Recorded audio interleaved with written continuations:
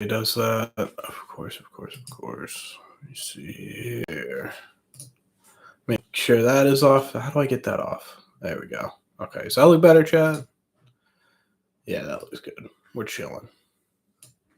We are chilling. Welcome back, everybody. Welcome to the, what is this, the 6th or the 7th stream? I gotta look up. You know what I'm gonna do before this game starts? I'm gonna try and figure out what our record here as Red Seat Radio is.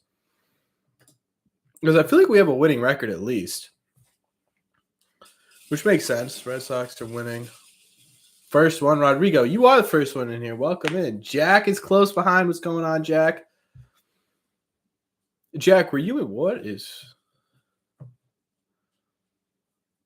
Oh. I see what's going on here. Never mind. Jack, did you check out the new emote? I can't remember if you were in the last stream or not. Because the last stream's kind of funky. It feels like I haven't streamed in 2 weeks because we did Wednesday and Sunday last week, and then we didn't do anything the week after. So it feels like I haven't been on here in over a week, which is kind of interesting.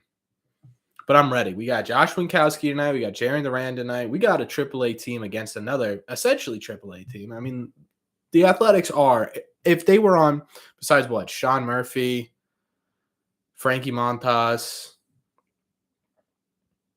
I think that's it. Besides those two guys, the rest of this entire team is a bunch of AAA players on every other team in the MLB, right? Here, I'll show you what it looks like, Jack. It's the home run cart. We got a new one. Hopefully we get to use that a couple of times today. I would love to use that. I would love to use the Danish. We haven't gotten to use the Danish in this chat yet, which is unfortunate. We haven't been able to do the storybook bomb because Story's been back to being ice cold. Although he's kind of got a case. If he picks it up here, he might get into the All-Star break. Yeah, I appreciate that, Jack. Thank you. Yeah, it was a little tough to draw that one, honestly. The other ones were pretty easy because they were pretty. They're pretty simple. But the home run card was tough to draw because for the other ones, I could just look up like cartoon money bag, right, and base it off of that when I'm drawing. But this one, I had to use a legitimate like picture. So it was weird. I had to use a bobblehead. I just drew it off of the bobblehead. So it was real weird.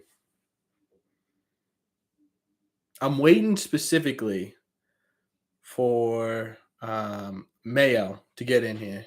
Is it a particular player? No, I made it generic. I made it generic as possible because I wanted to use it for every single person, right? It would suck if it was like JD Martinez. It'd feel weird using JD for, say Verdugo hits a tank, It's good, Salty. That's the good thing about the schedule in Guatemala. The late West Coast games were 8 p.m. at the latest. Ugh, that's so nice. Yeah, I'm going to be totally honest with you. There were a couple of games I knocked out. I tried to stay up for most of them. I'm trying my hardest to be a 162 guy this year. I'm usually probably about 150, 140 around there. I'm trying my best, especially with the YouTube stuff. I don't want to miss anything. But, man, that West Coast trip was brutal. Absolutely brutal. The Seattle Mariners games were the worst, 100%. I mean, those were so tough for me. 10-10 start, and then you got to get up for work at like 7:30 the next morning. Did anyone stay up for all the West Coast trip games? I mean, I wouldn't be surprised if someone did. But yeah, I did. I tried my hardest. I fell asleep in the one where they got walked off. So I'm kind of glad I fell asleep for that one. Hopefully we'll play more than 162. Yeah, I hope so too. That would be that would be the end goal, isn't it? The White Sox won 13-0 today. Man, they have been speaking of injuries. You guys see Christian Arroyo was out today. We got Jaron Duran in the lineup. We'll see how that goes. He went down with COVID, so I'm hoping it's not something that's contagious and we get a cup because Christian Arroyo's around everybody. Hard to watch West Coast games. Yeah, it's really tough. Hard to watch North Carolina to begin with. Yeah, that definitely makes it a little bit more difficult. I'll tell you what. Do you use MLB TV, Salty? Or do you use another streaming service? I don't even try to watch them all. Highlights exist for a reason. That's fair.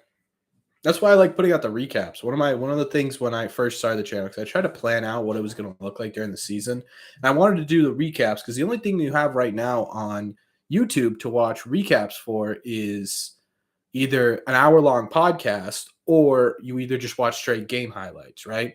So I wanted something that was quick, digestible, easy for people who didn't want to watch all the games, digest and get all the storylines too. Because when you're watching the highlights, you can miss some of the big storylines. And if you're listening to an hour podcast, it's a chunk of your day, you know? That was one of the main things when I started this channel, is I wanted to make sure I had that. I'm excited, man. I don't know. It feels good to be back on stream too. We're back to the regular schedule. I think the next couple, let me double check, but I think the next couple of games on Wednesdays are all around ish 7. So I don't think we're going to need to change up the schedule too much. Let me take a look.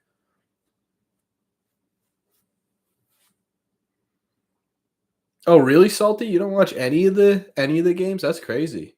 Too cheap. I could Salty, if you message me on Twitter, it's just at Red Sea Radio. I could give you a website where maybe it's not too expensive if you're picking up what I'm putting down. But I'm not gonna say what I want to say on YouTube because I don't want to get banned. Yes, we got Detroit, we got Toronto, and then we got Tampa Bay. I might stream one of the Yankees series too, because we have 2 coming up in July. What do you guys think of that? Like I might do Wednesday night, Thursday night, or maybe I'll just do Thursday night. So we'll get Detroit, Toronto, and New York. I'd love a New York Yankees Red Sox stream. That'd be pretty cool. In the Bronx. Recaps are wonderful. You're right. The storylines are everything in baseball. Yeah, it's part of what makes baseball the best sport, right? It at points it feels it's difficult to keep up with a 162 game season, but there's so many cool little intricate things. You know, this guy versus this pitcher, or this player over the last 6 days, or the history that was made on this day. Like it's just so intricate and interwoven in this 162 games where it doesn't feel like 162. Does that make sense?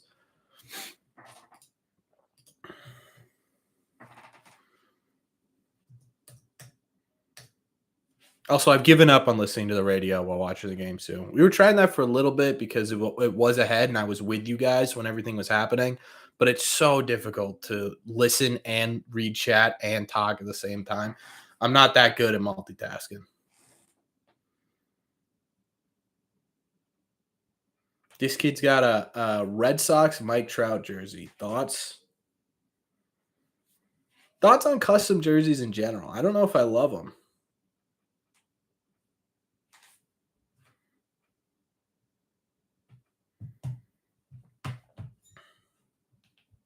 All right, Winkowski, let's see it. Come on, baby. I want a good game out of Winkowski. I really liked what we saw last time he was here. He got kind of blown up a little bit off of one bad pitch, but he was his stuff was pretty good. He was kind of all over the place, but I have a feeling that's nerves. I mean, you're facing quite literally the worst hitting team in all of baseball. My hope is that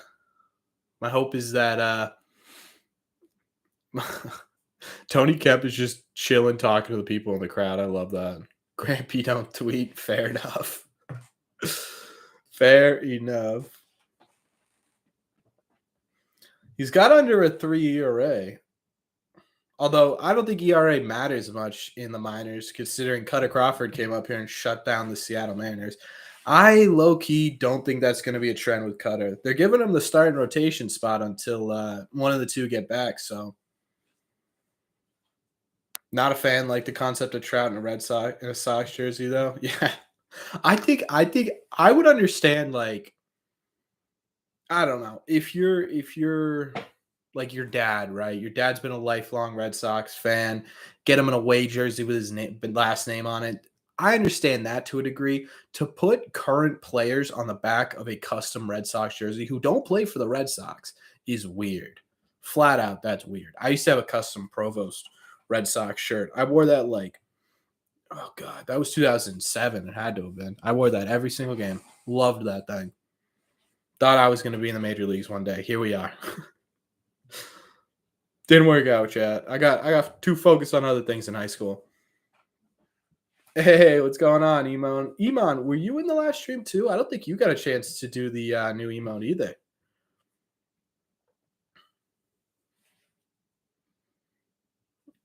Going to the game Friday. Hope we can pull out a win versus the Cards. It'll be interesting. It'll be interesting what the rotation looks like in that series because we'll get Waka.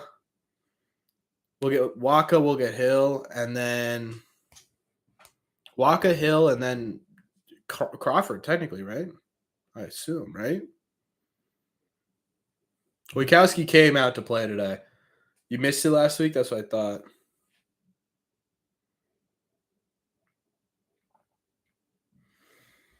That's a nice thought. I'd also be in favor of an iconic. So yeah. If you throw Ted Williams on the back of a current jersey, I don't think anyone would really bat an eye. It's just a weird like that kid had Mike Trout on his jersey. That's weird. That series feels like our first challenge. Yeah, it'll be difficult. It'll be the Cardinals are not a team to mess with. We play the Cardinals and we play the Indians, and the Indians too are a sneaky good team this year. That kid, obviously they have Bieber and Ramirez, but that kid Jimenez, his name Andres Jimenez. Is that it? I think that's it. I really hope Winkowski doesn't walk a ton of people this game. Because we all know he doesn't walk people, which is, it must be nerves. It has to be nerves. So, yeah, we got a little bit of a different, because I think we face them, we face Cleveland, then we go to Detroit. No, Detroit comes here. So we got Detroit in between. So we got Oakland, Seattle, Detroit, Cleveland, Toronto the rest of this month. Seattle and Cleveland will probably be obviously Toronto is going to be a tough one. Really, after this, you've got Detroit, and then it's kind of a gauntlet. The Cubs will be a little bit easy. July is insane. July is absolutely insane. You got the Cubs, you got Tampa, you got New York, Tampa again, New York again. Then you get a break for the All-Star game. Then you take on Toronto, you take on Cleveland, and you take on Milwaukee. Good Lord. Honestly, August isn't much better. No, actually, that's a lie. August, you have Kansas City, Pittsburgh, Baltimore, Minnesota. Minnesota's good this year, though. It's going to be an interesting couple of months. Got to at least split. Go 500. You have to at least go 500 in July. Right? This is kind of the warm-up. This is the getting you. What is going on in the background of this video? You going to those Cub games? That's awesome. I'm going to a couple of the Toronto games in July, which will be interesting. All right, let's go, Winkowski. Come on. I want to see something good.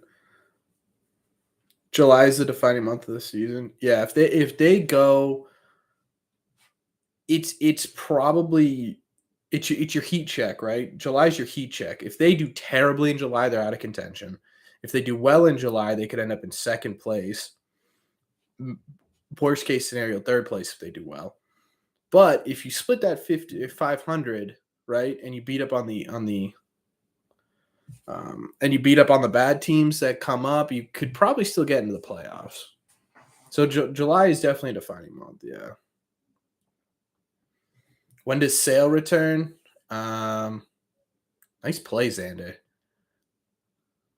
Was he okay? He was out at second base. Was he out at second base? Yeah, he was. Okay. Sale threw a bullpen today. Felt good.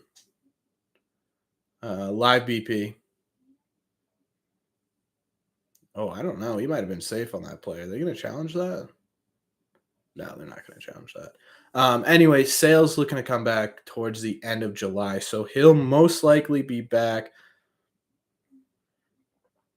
in July. Probably the first week against the Cubs is what some people are saying. So a couple weeks. He'll probably come back around the same time Pivetta does, or Evaldi does, actually. Sale is not going to the bullpen. It's already been established. Shout out to Pivetta, absolutely owning the A's. Yeah, it's pretty impressive. He is absolutely just an A's killer, which actually I guess isn't super impressive, for being totally honest with you. Worst offense in the entire league, but still, it's a very good confidence boost for Nick Pivetta, who we desperately need to be an ace right now. Rest of the season, the goal is to be the wild card spot that plays a AL Central team. Yeah, uh, we want to avoid playing the Blue Jays and the Yankees. I think we have if we play a 5-game series against, is it a 3 or 5-game series for these wild cards now? I think it's a 5-game. That is true, Maddie. That is true. It is mandatory. You unlock a much richer experience when you like the video. Um, it's the wild cards a 3-game series. I don't hate our chances in a 3-game series against Tampa. I don't love.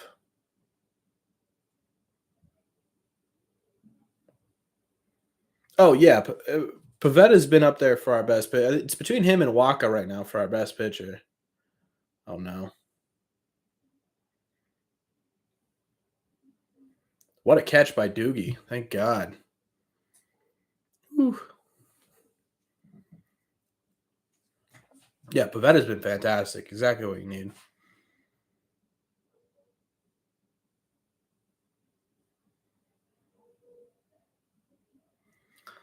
Um, Salty kind of makes sense.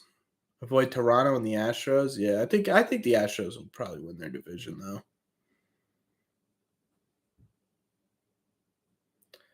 Um, they're gonna warm him up, Salty. You don't want to throw a guy who just came off the injured list unless you are a reliever and that's what you do, right? You want to throw a guy into say the 6th inning with 2 men on. You want to ease him into shit. So yeah, it makes sense to have Chris Sale as a starter. Plus, you have to send someone to the bullpen, whether that's Garrett Whitlock or Rich Hill. It'll probably be one of those two. That'll strengthen our bullpen even more. So it gives depth to the bullpen and adds a possible ace at the very worst, a solid 3 starter into the rotation.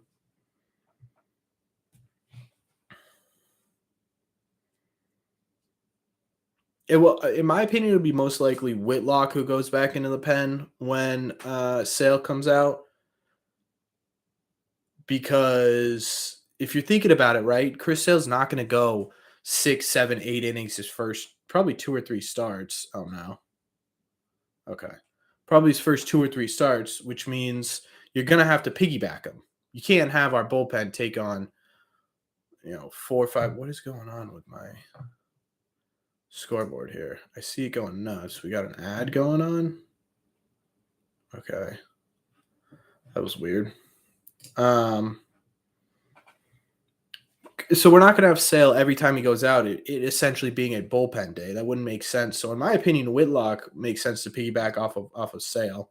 Different arm slots. You get the righty lefty. A little bit different approach too. Whitlock's mainly a sinker changeup guy, while Sale's a fastball slider guy. So I could see that being the move. If they're not going to do that, they're going to put Rich Hill in the pen, and Houck will piggyback off him. But who knows what type of role Houck will have by then. Yeah, Paxton's coming back soon too. I think he's coming back after the All-Star break, though. It's a good sign that Chris Sale's back up with the team. That's a good sign. That means he's feeling good. And that was a nice pitch. All right, Winkowski, let's see it. Come on. Keep it up. Yeah, leadership. Yeah, I know Chris Sale's contract has been very iffy for a lot of people, but you can't argue with the fact that it is so refreshing to have a guy who will come into a press conference and be like, it quite literally, like he was like, it makes me feel like a sack of potatoes. Worse than a sack of potatoes, because at least a sack of potatoes can give these guys nutrients. Like all he cares about is helping this team win. And say what you want about his contract. That's an entirely different story. Say what you want about his performances, injuries, and whatnot, but you can't knock the guy's leadership and devotion to the Boston Red Sox. I mean, it's unmatched. It's Dustin Pedroia level. He does tell it like it is. Yeah, he doesn't hold back. I like that about Chris Sale. I've always liked that about Chris Sale. He's been a guy for for a while who does that. Who almost exclusively puts himself before the team.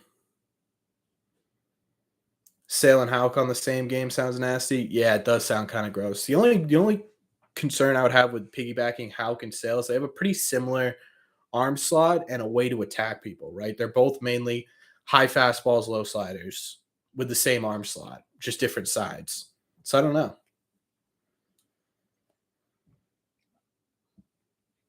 What's going on, Chris?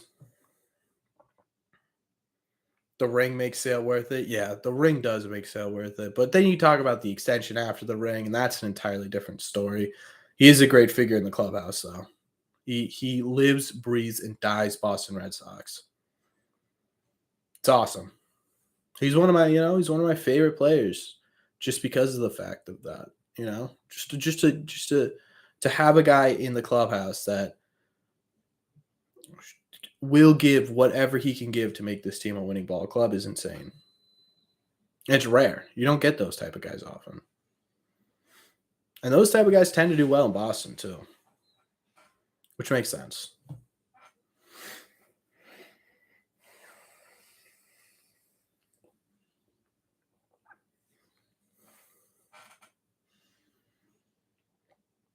I'm excited to see Duran. DFA Plawecki. Got to make an emoji for sale day. Oh, yeah, I need to get more. Once we get one more subscriber, we can add another. Emoji. So once we get one more member, we'll vote on another emoji. DFA Plawecki. It's getting hard for me to defend Plawecki, if I'm being totally honest here. Like yeah.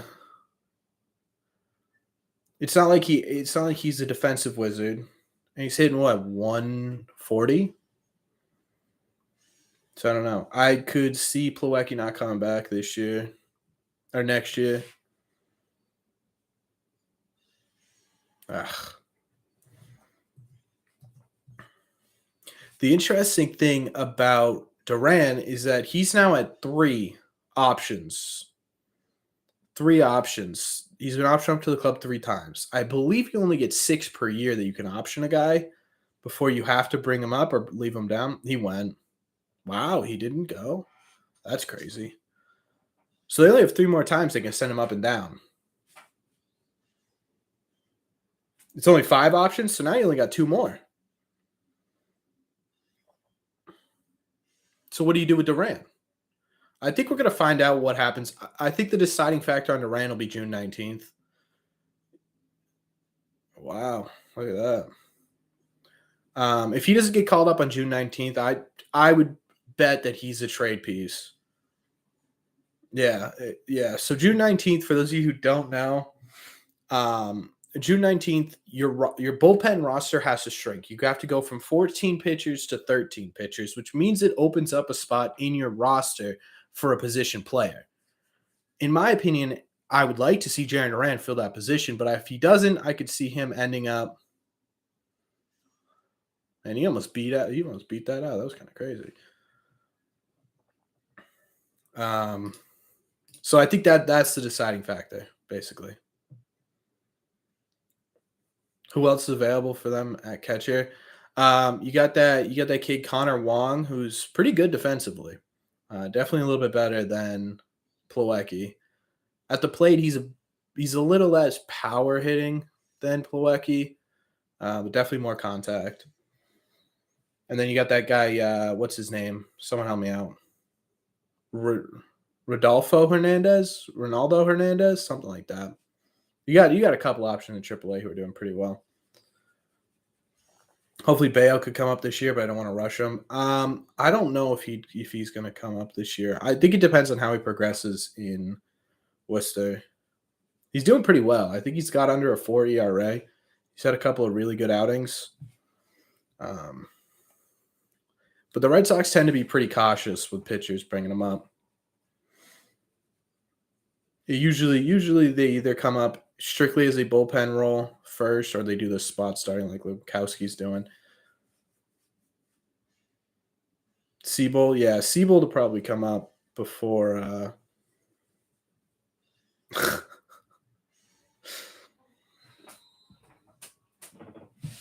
I love watching Rafael Devers hit. It's one of my favorite things to watch day to day as a Red Sox fan. He's nasty, yeah. Bale's disgusting. Bale will be very good when he comes up, hopefully. The next call up, Eric's right. It'll probably be Seabold. Walter, maybe. My kid Walter. But I don't know. I honestly don't know where they're going to put him either. Because you're shrinking the bullpen. You're adding Sale and Paxton in this rotation. I don't know. I would take any of them before Hansel Robles. Yeah, we were talking about that if you guys don't know, if you become a member, did that hit him? I did hit him. Interesting. We've been getting hit in the toes a lot lately. Anyone notice that? This is like the third game in a row someone's got hit on the toes. Anyways, for those of you who don't know, when you become a member of this channel, you also get access to the members only chats that we have. And I usually do those a little bit before I send out a video. We'll talk about the video that's coming out, so you get early access to the videos. We were talking about that on there, where Hansel Robles looks more like a possible setup guy than he does a late inning guy. And even then, I could see him just being a bridge type guy. Get from the 6th to the 7th kind of thing, and then get your setup guy in there. That's the role I see Hansel Robles in. We're not going to see the Hansel Robles where he had like a 30 or 5 weeks without a run ever again. I just don't think he's capable of maintaining that.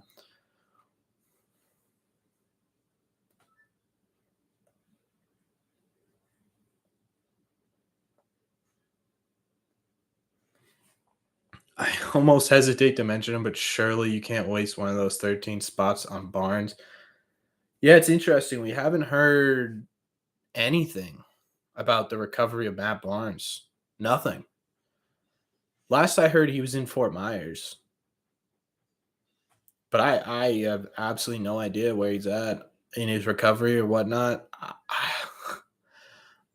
I think you're right. I would be shocked. I would be shocked if he's not out for longer than 15 days. At the bare minimum, they're going to give him some time to rehab in Worcester. But yeah, you're right. If this team genuinely wants to win, they're going to need to go out and get an arm at the deadline. Then where do you put him? Would you rather have the new arm or Matt Barnes, regardless of who the new arm is going to be? I think, regardless of who the new arm is, if you're going out and you're getting him, probably have more faith in him than you do in Matt Barnes at this point. Over the hill and beyond is a good way to put it. Yeah, I don't know if he can go back to the way he was last year, and we don't even need him to be like that last year. We just need him to be back to what he was, a very average pitcher. He's a terrible pitcher right now.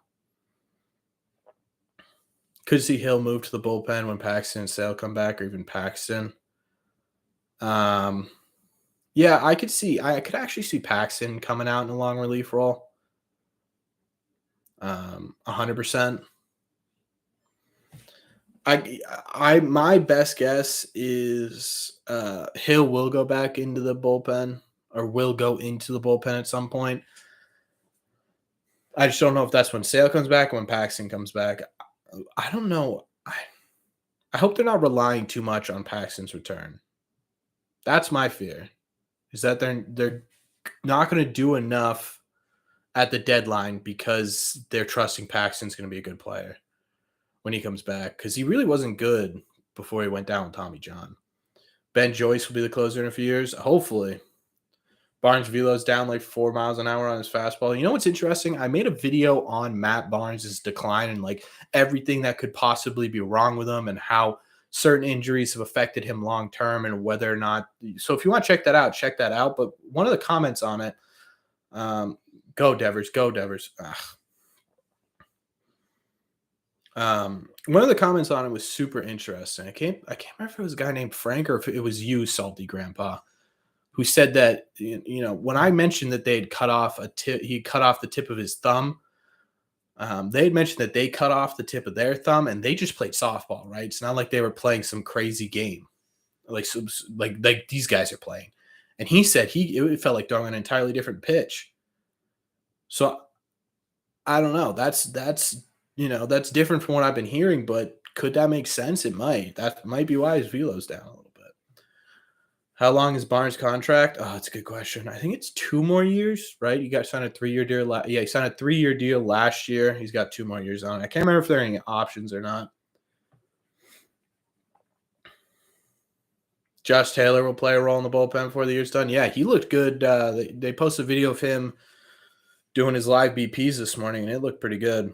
Brazier's future is interesting too. There's another guy who, although he's had some pretty good outings, I would rather have Brazier in this bullpen than I would have Sawamura right now. I don't know if that's a hot take or not, but Sawamura is just, it seems like every time he goes out there, it's run after run after run, and none of them are earned because he comes on, for some reason, he comes on with strictly people on base. It's insane. It's like Alex Cora wants to lose those games. Get both of them out? They might. If they don't get rid of Barnes or Brazier, Sawamura has to go. What's going on, Phil? It's a little bit rough out here to be a Celtics fan right now, huh? It's all right. That's why they got a 7-game series. All right. We get one. We got one. That was that was a tough way to get one, but we'll take it.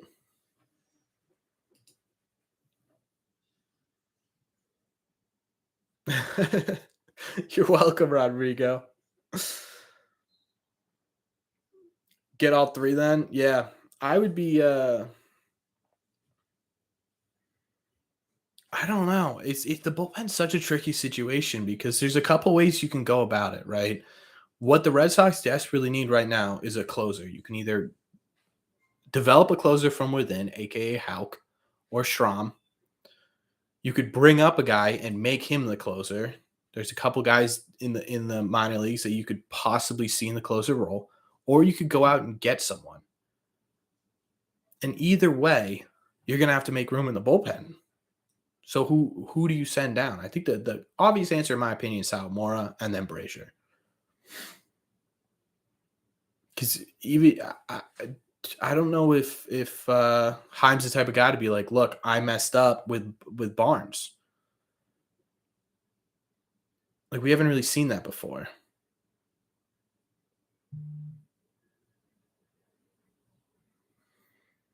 Who's going to take Brazier and Barnes though, Eric? That's the problem with trading them. I would love to trade Sawamura, Brazier, Barnes to make room. But who's going to take them?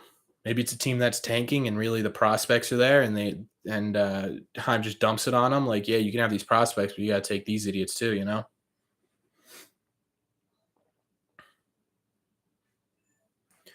They're grooming Frank German. Yeah, I saw that. Is it Yermain or German to be the closer in AAA right now? Yeah, he could make a difference, 100%. That's another guy. You know, that's another. We have people in this system that I think could and should be given the chance to at least fill the closer role. I think there's people on this team right now that could fill the closer role. God, Trevor Story does not look good to play right now. Use some of the lower tier guys in the system to fill out the bullpen. Yeah, but the lower tier guys, right? If you're going to bring up the lower tier guys from AAA just to fill spots, then why not just keep Brazier and Sawamura? Because it's going to be the same result. Can we trade them to the Korean League? Yeah, I mean, there's probably some better relievers out there. I agree, Phil. That's why they give us 7 games, huh?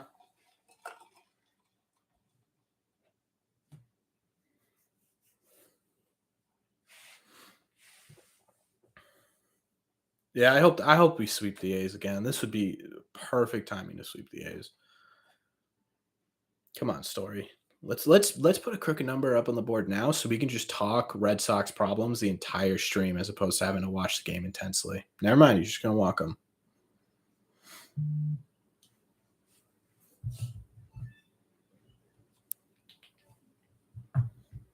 Strom, My dad, everyone say hello to John Provost. That is my father. He thinks that Strom should be the closer of this team. And honestly, can't argue with him. I think it needs to be, even if they want to do this whole, we're going to be an analytical team, right? And you want to not have this set role as a closer because you want to focus on the analytics, which is fine, right? That's kind of how the game's trending. There still needs to be a role where you talk about the gut check, um, you talk about the situational baseball kind of thing that you can't put on paper. There needs to be at least one guy in that closer role. Most, in my opinion, you put two, right? Even if they want to play the analytical game, they put Strom and they put Hauk. They say, look, you two are our back end bullpen guys. That way, if you want, you can play that closer role, but also work on the analytics too. Strom comes in when there's a bunch of lefties coming up, or a righty's better against righty, kind of analytical stuff, right? But at the end of the day, it's up to the manager, it's up to the team, it's up to that. It's old school baseball mixed with new school baseball. So I don't hate that idea. I honestly think that might be the way they're trending, to be honest with you. What's up, bro? Barnes probably has one more chance before he's DFA'd. I'd agree. Yeah, I think if he comes back and he is butt cheeks, he's not going to be here for much longer. I mean, you can only give a guy too many chances, right? I mean, you had the entire second half of last year. You didn't get into the postseason roster, so you had the entire postseason. And Caprillian's kind of all over the place. Isn't this their second best pitcher or third best pitcher? Um, you had the entire postseason, the entire offseason, the entire spring training, and up until now. That's a lot of time. That's essentially a year. There comes a point where it's not just, this is kind of something I got to work through. It's that baby Franchi. I thought you blooped that in. So yeah, I could see them DFAing Barnes.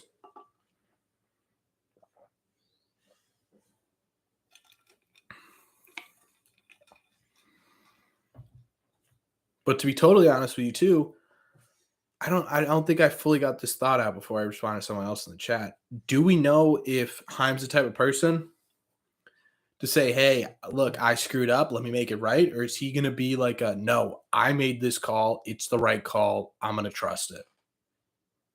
Do we know, has there been a situation like that before with Heim? I don't really think there has. I don't really think there has, which is interesting. So we'll see. We'll see. It'll be very interesting how this plays out in July.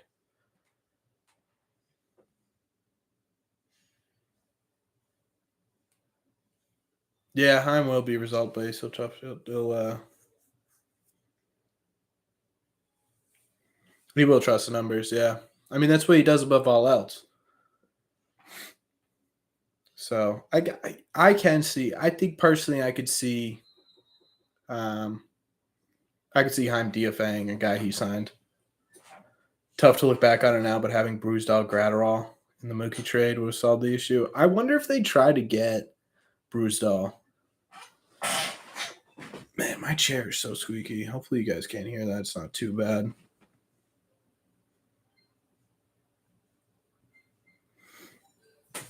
Yeah, I wonder if they tried. Because he was a pretty touted prospect.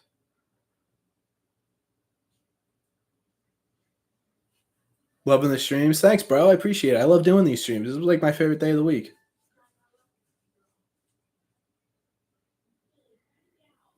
Yeah. I mean, if you just, my dad's right. If you just equate this to the real world, right? How many times does your boss's boss say, I messed up. That one's on me?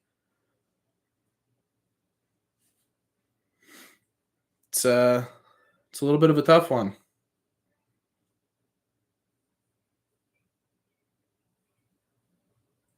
They did. They didn't like the medicals on the arm and sent him to the Dodgers. Well, the thought process with Brewstall was that he's going to be this insane he's been this insane starter, right? But he doesn't have the stamina. But yeah, it's working out well for the Dodgers this year, let me tell you. I think we would have won the World Series last year with a good closer. I don't know.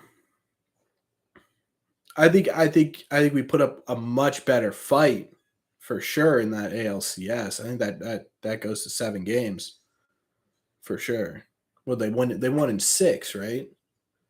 We were 2 wins away from a World Series. I honestly think if we got into that World Series, I think we would have put up a better fight against. Wow, look at Winkowski go, man. That was a nice strikeout against a pretty veteran guy. Not that he's doing great this year, but still.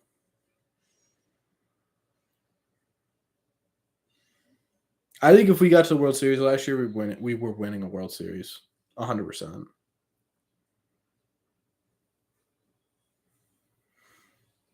But yeah, I don't know. Does a good closer change things completely to the point where we win a World Series? Maybe. Yeah, you're right, Iman. Yeah, that's a good point, Jack. Yeah, you're probably right. We probably would have been at least in the World Series if we had a legitimate closer.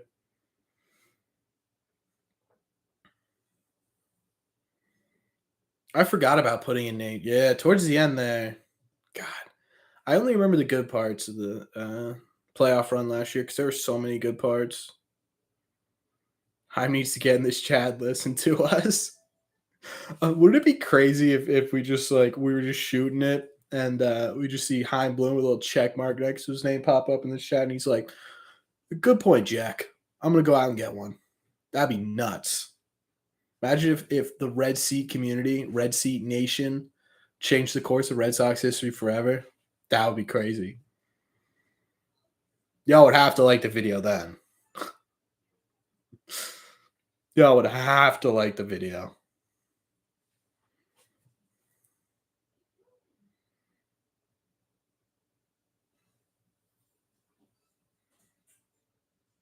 I confess, I'm Heim. Yeah, you're Heim. There it is, chat. Everyone liked the video. Heim Bloom's in the chat. Well, if you're Heim, tell him. Let me tell you, Jack, Heim, whoever you are, sign Xander, sign Devers, get a closer.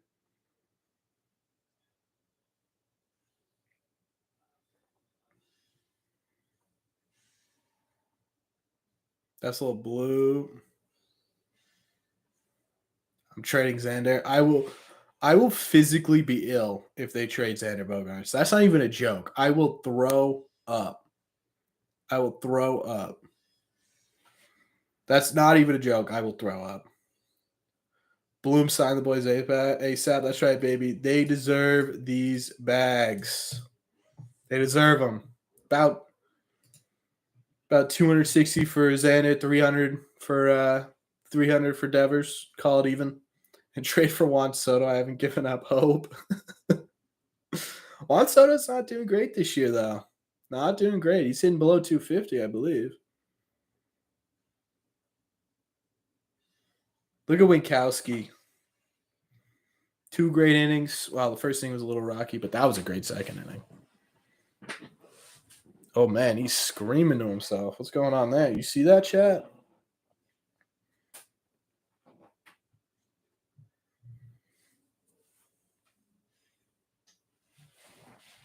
I'm certain he won at this point. They both performed. I would be shocked if they decided to trade Xander Bogaerts. Shocked. I would be pissed if they traded JD. I would be upset if they traded Nate. I would be baffled if they trade Xander Bogaerts. They're not going to trade Rafael Devers. Simply not.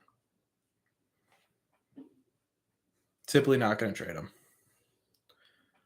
But Xander Bogaerts, yeah, we're not getting into this for the third stream in a row. You all know how I feel about Xander Bogaerts on this team. I honestly think. See, now we're getting into it. What's up with Martin Perez? I don't know. I don't know if he just simply didn't like. I mean, he did like being in Boston because he openly said he wanted to sign back here. He wanted to sign back here. I just don't know if it was a little bit of a weight lifted off his shoulder. Like you're going to Texas, where I mean, chances are you're not going to have to perform every single time.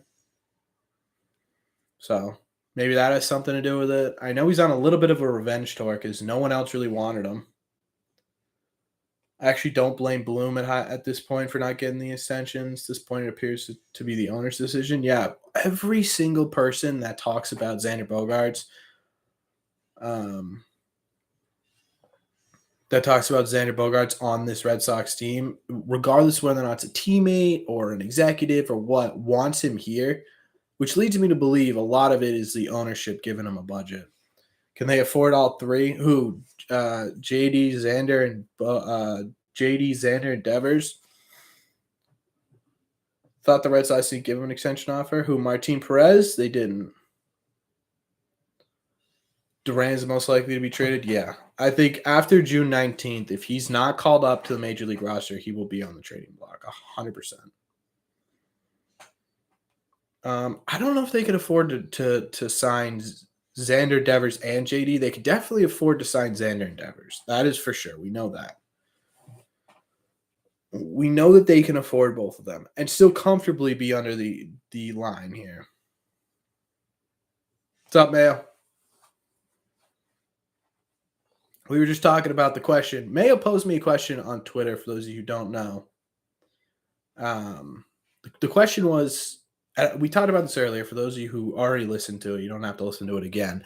But the question was, what Duran's already been called up 3 times. You only get a certain amount of limit during the year to call a guy up. What are we going to do with him? Well, the answer is June 19th, you have to get rid of a guy in the bullpen, which leaves the spot open on your roster to call someone up. If they call up Jarren Duran, then he will probably stay up here for the rest of the year. If they don't call up Jarren Duran on June 19th, he will be traded. It's very simple.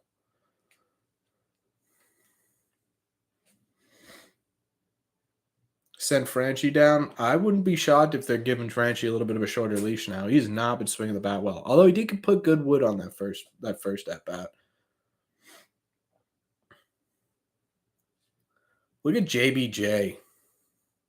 He's a machine at Fenway Park. What do I think of JD as a big trade chip? There's a very limited amount of teams that JD can go to make a difference. It would have to be a super contender.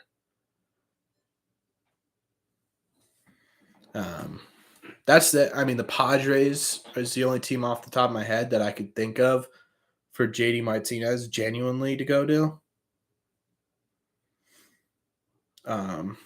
It would have to be someone like that who's fighting for first place spot. The Cardinals, the Cardinals maybe. That's another good possible landing spot. They don't really have a DH. Dodgers, nah, they got Muncy. Muncy isn't doing well, but they got Muncy. They got Freddie you can throw in there. I mean, the Dodgers maybe, yeah. Who do they have right now at DH? Turner? Trey Turner, maybe? They probably, yeah. Cardinals got great pitch. The problem with the Cardinals is that they need pitching. Yeah, he does have limited. That's what I'm saying, Eric. Like, it would have to be a contender who wants to win right now. He's not going to get traded to what's a good team? He's not going to get traded to the Brewers, who probably know their time in the NL isn't this year, right? It would have to be a team like either the Cardinals, the Padres, or the Dodgers, who want to win right now and who are willing to take on the contract for that second half of the year. Cardinals do have great pitching depth. Problem is that they need another starting pitcher, so I don't know if they're going to go after a hitter. They haven't been super hot offensively, besides Goldschmidt. Arenado's cooled down a ton. Although Tommy Edmonds been swinging it well.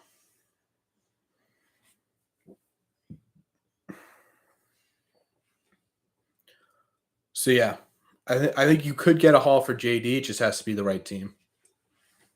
But I don't know. If the Red Sox are only... No.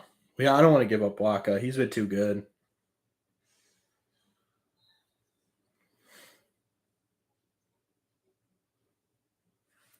Um, but I don't know. Would JD be on the trading block if, say, we're in this exact same position right now? We're in that third place wild card spot.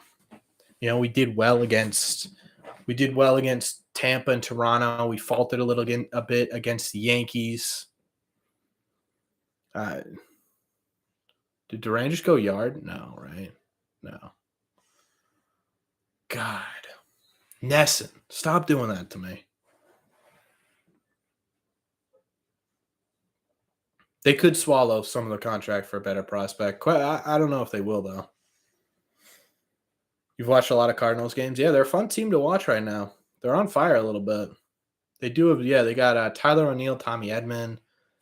They got another guy there, too, Harrison Bader, who's really good. Yeah, Mets. Mets is another decent one. Um, maybe even, oh my God, who am I thinking of? Braves. Maybe in the Braves. Swallow. Now what you're thinking, Mayo. It means eating some of the contract. Yeah, Harrison Bader's a good player, Jack.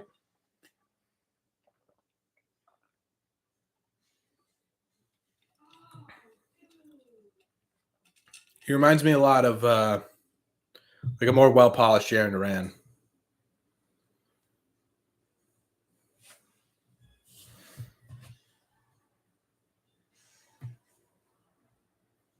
Oh, Heim Bloom just posted an update on Chris Sale.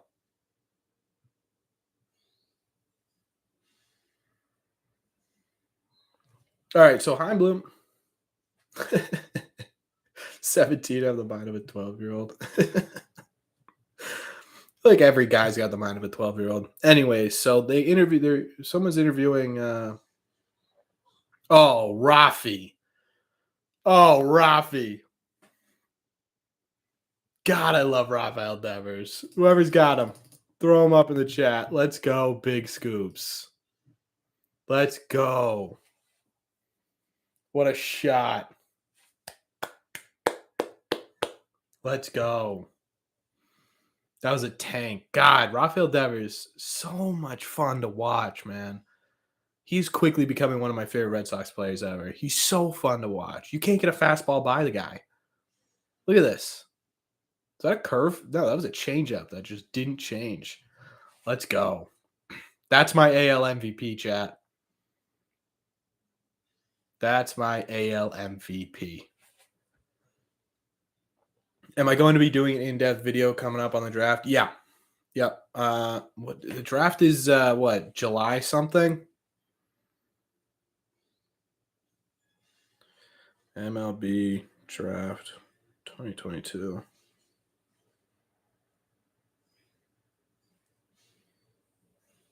Yeah, so yeah, I'll probably put one out at the beginning of July talking about because I personally, Tupac, I don't know a ton about prospects, to be honest with you. I know about our prospects, but I don't know a ton about like collegiate prospects or anything like that. So I'm enlisting the help of one of our very loyal subscribers, Griffin, and we're gonna make a video together talking about the draft. Bloom could make a lateral trade of Aldi plus prospects for a relief pitcher. Yeah, but that doesn't put you in a great position. You want, I mean, Pavetta's been lights out. I'm not gonna lie, but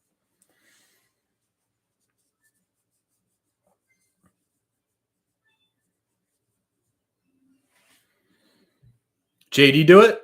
Nope, JD did not do it. Dang. He's as good as anyone offensively. He might be better. He might be better than everyone offensively. Yeah, I think he's got a 4-game. No. He did the first game, Mayo, and he did the last game of the Mariners, I think. No, you're right. You're right.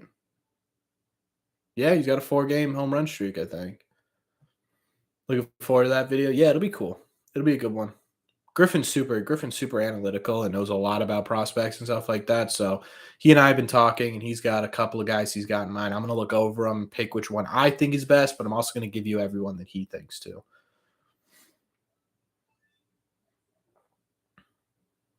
Yeah, I think the Evaldi trade rumors are gonna. I'm gonna put a halt on that until we see where we're at in July. If we don't do well against AL East teams throughout July, I think it could be a little bit of a fire sale for the Red Sox. Yes, sir. The home run card for Rafi Devers, baby.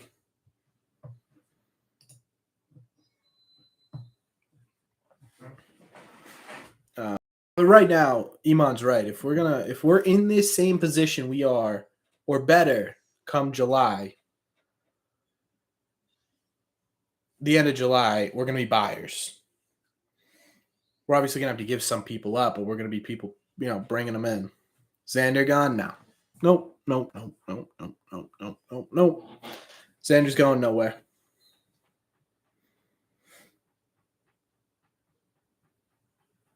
What would galvanize this team? Absolutely galvanize it is if at the All-Star break, Xander, who actually has a pretty decent chance of making the All-Star team right now, gets a nice little contract extension. That would galvanize this team.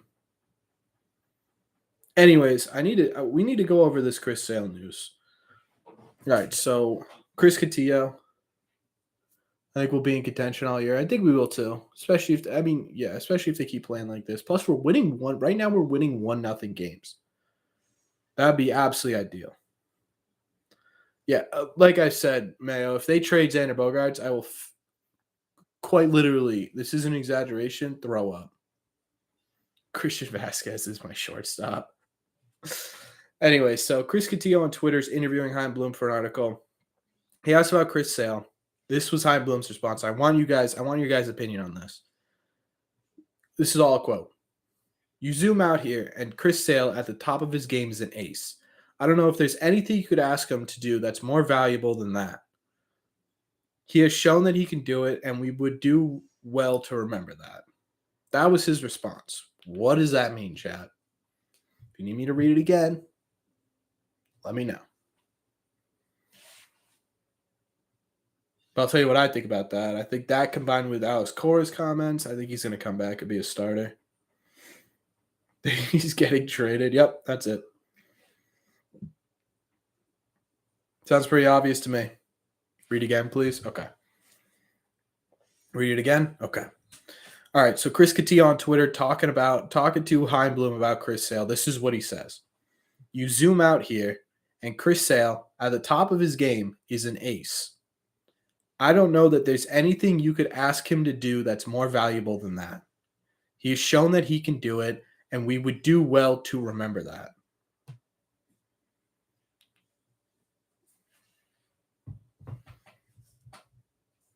What do we think?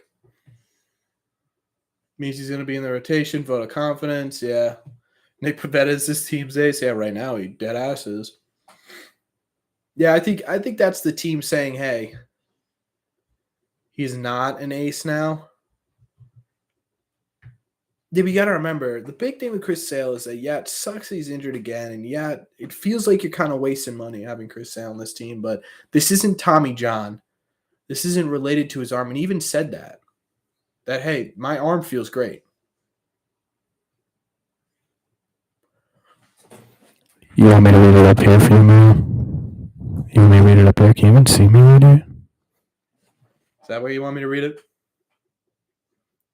He is not an ace right now. No, Nick Pivetta, I would say. I mean, realistically, it's Evaldi's the ace of this team. But Nick Pavetta's done the most. He's been the best. He's been our best pitcher. Besides maybe Waka, who's been fantastic. But Waka, yeah, you know what? It's either Waka or Pivetta. But a healthy, and you're welcome, Mayo. A healthy and back to his even 2019 form, Chris Sale, that'd be insane.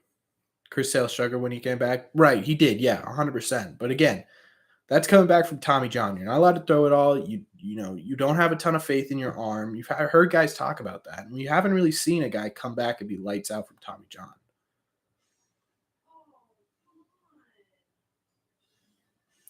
That's kind of my thought process last year, right? I wasn't expecting ace Chris Sale. I don't think anyone was expecting Chris Sale to come back and be the ace. Justin Verlander is also one of the top 5 pitchers of our generations. He's saying stop focusing on injuries, contracts, and vaccines. Just sit back and enjoy watching Sale work. Yeah, I think he is too. I would love to see Chris Sale come back and be full force Chris Sale. And I think he really does have an opportunity to do it. I think this injury is much different than the last one. If we are buyers at the deadline, who do we bring in, chat? You're here on time. You're a little bit late, Clip, but I'll cut you some slack. It's still the first third of a game. I'll give it to you.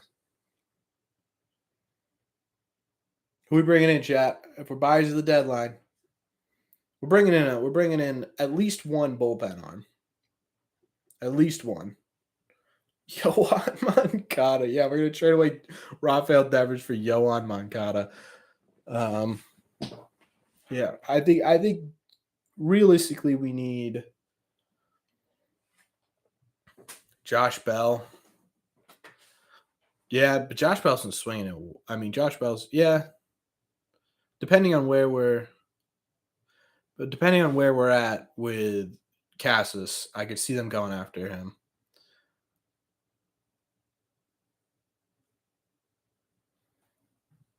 Yeah, the closer. To answer your question, Ace, if we are at the trade deadline and we're buyers, we're going after a closer before anything else. Have to. Reynolds from the Pirates, where are you going to put him? Brian Reynolds is having a terrible year too. Hopefully, Sale's rib issue is resolved. Reminds me of when Jacoby Ellsbury 2010 season, the same type injury. Yeah, it was essentially the same type injury. Hopefully, he doesn't end up. Like Ellsbury, who kind of was nothing after that, basically. Soto or Barlow, those are both great options. Yeah, those are probably. I like Soto a lot, but I don't know if he's closer material. A closer that isn't very well known but is capable. I guess that's a good way to describe Soto. Barlow, I like a lot too, actually. The fire truck of your work. Hopefully, you didn't do something wrong, Mayo. The racist Josh Hader. I actually could see that. No, that's a terrible thing to say. I couldn't see that. Josh Hader's untouchable. There's no way the Brewers part with Josh Hader.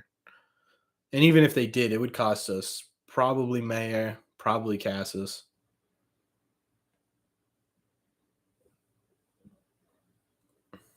I wonder what the A's locker room is like. Do they just not care? Like they're like, yeah, this is terrible. I'm playing to get out of here. Yeah, I remember his old tweets came out. Mayo. I remember some of that. Remember that guy on the Red Sox this year that got booted because of all the crap he was saying online? That was crazy.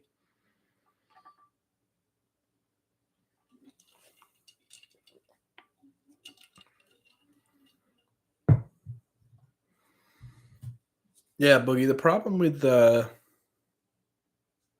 yeah, that was his name, Mayo. That guy was a piece of work, huh? A real terrible human being. Sucks that he was in the Red Sox organization. Such a terrible human. What is Brian?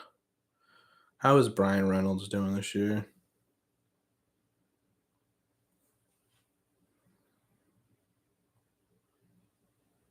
He's in 251, 19 RBIs. What's Baseball Reference got him at? Actually, you know what? I'm going to do Baseball Savant.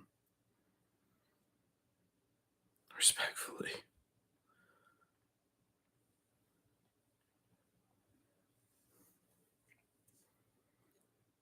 Yeah, it's that guy was a D-bag at the highest degree.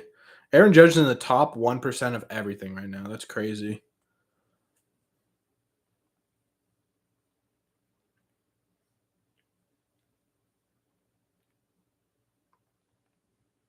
How do you spell Brian Reynolds? Am I going crazy? Any Tristan Cassis update? Last I heard is he was still rehabbing, Eric. I think that was the last thing I heard was that he was still actually no, he's back. I think he's back with the team. Let me see when the last time he played was.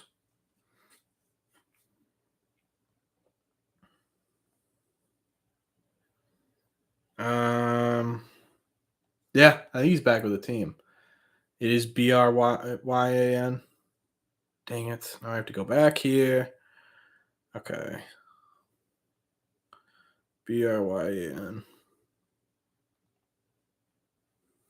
Let's take a look. Just hypothetically, should the Red Sox get Brian Reynolds? Why is it not letting me search now? Oh, it's loading.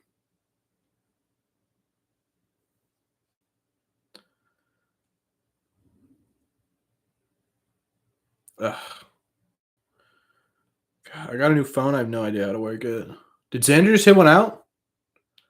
Am I missing a Xander bomb? Did that go off the foul pole? What just happened there?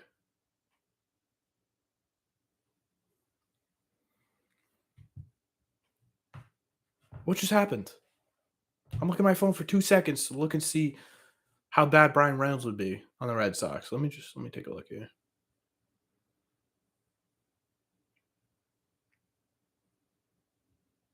Okay, yeah. Beautiful swing, Xander. As always, but can you show me where the ball landed? Thank you. Oh. Oh. That missed a home run by about 2 feet.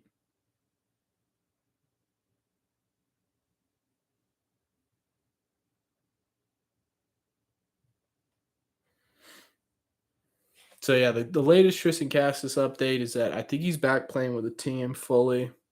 But that set him back for sure. Daniel Bard coming back to the Sox would be a crazy story. That'd be insane. Double, yeah. Trade proposal. This should be interesting. Devers, Xander, Story, Verdugo, Dahlbeck, Cordero, Cassis, Mayer, Downs, Wong, Pavetta, Nate, Sale, Haugen, Strom. We get Josh Bell and Juan Soto. I'm in. Let's just put Juan Soto at center left. We'll have Josh Bell play first and third. There we go. Come on. Wave him in. Now Laureano's got a cannon. Oh, they're waving him in. Oh, we're chilling.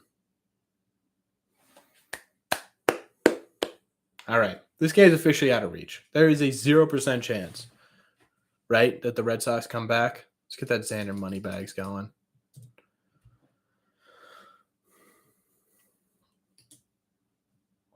Chad, what do we think about possibly doing the week they played Tampa and New York, 2 live streams? Thoughts? Game over. Yeah. It's essentially like, yeah.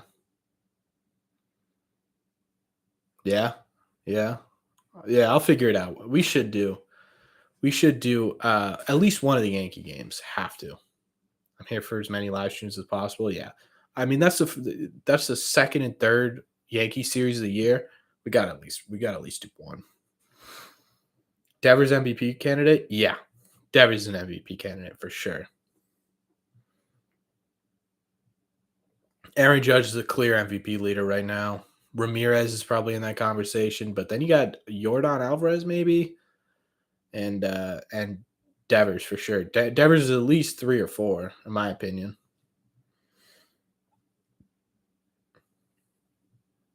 Yeah, gotta have a Yank Sox show. Jeter Downs future. I'm ace. I am fully out on Jeter Downs. Fully out. I don't think he'll ever be a good major league player. So I hope they trade him.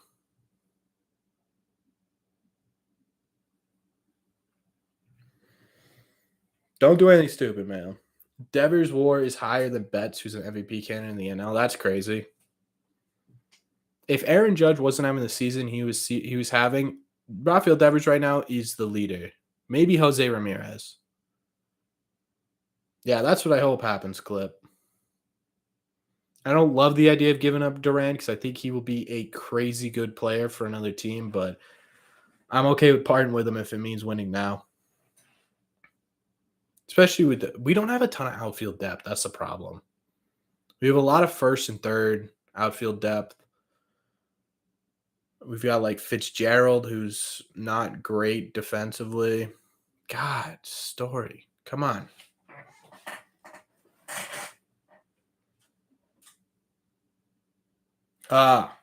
Nothing not related to Devers. Okay.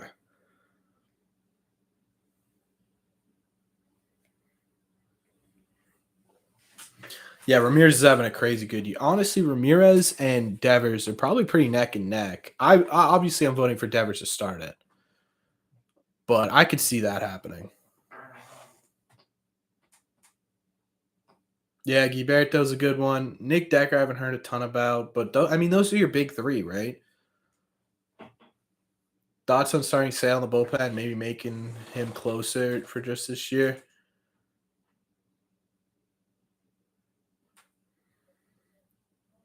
Um, yeah, we talked about this a second ago. Celtics, you came in just a smidge too late. Oh, that was outside. Heim Bloom came out and said that they're not. Alex Cora came out and said that he's going to be a starting pitcher. Heim Bloom said that he wants him as a starting pitcher, so I don't see it happening. Easy there, Mayo. Easy. Darn. Yeah, but I don't know. I made a whole video on Celtics. I made a whole video on potential closers within our organization. There are plenty of potential closers out there on teams that are just simply aren't going to win.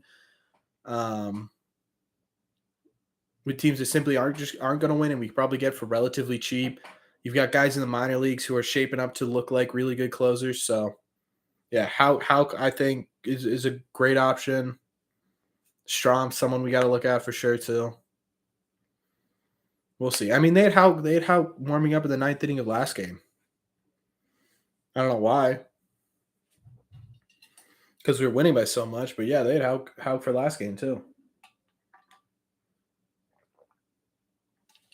I'm just saying, easy, Mayo.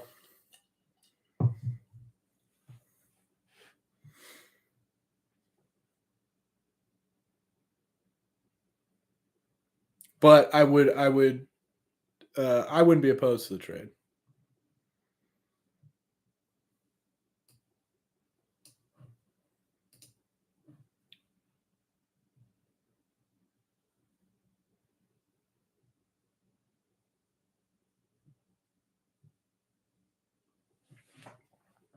My prediction is Duran getting traded for a reliever. Outside shot of JD for a young, high prospect starter.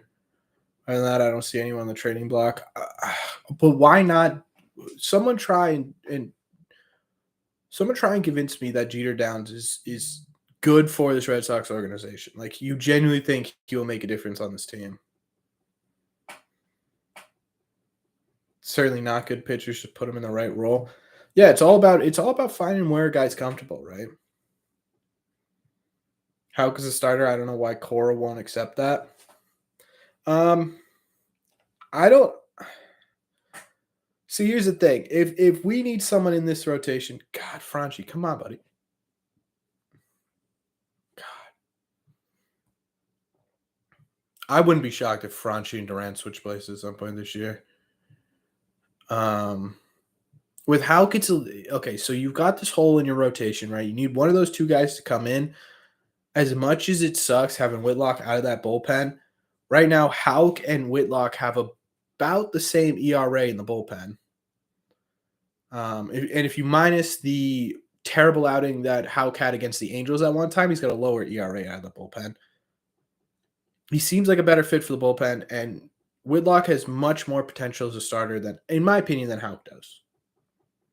Bloom won't trade prospects for a reliever. He's too stingy. I don't know. If he knows that this team needs to win and needs to win now, and he's feeling that pressure, I could see him trading some guys. Yeah, we do 100% need to. What is Plawecki swinging at, man? He's getting so hard to defend Kevin Plawecki on this team. He's such a good clubhouse guy, so it sucks.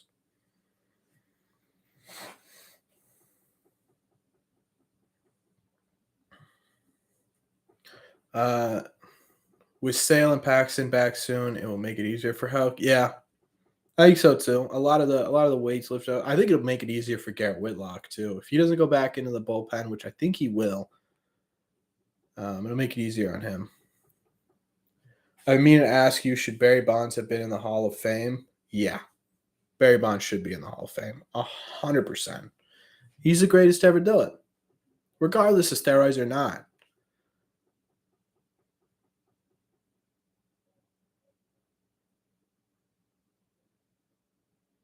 Yeah, even if you take out the years where he did steroids, he's still one of the best players to ever do it. My opinion, when we get Sale back, please put Garrett Whitlock in the bullpen again. It would be nasty with him and Houck this year. It would be disgusting. It'd be absolutely disgusting. And I think they move Whitlock back into the rotation before they move Houck. I think Houck settles in and becomes a pretty dominant reliever for this Red Sox team. And I honestly don't hate it.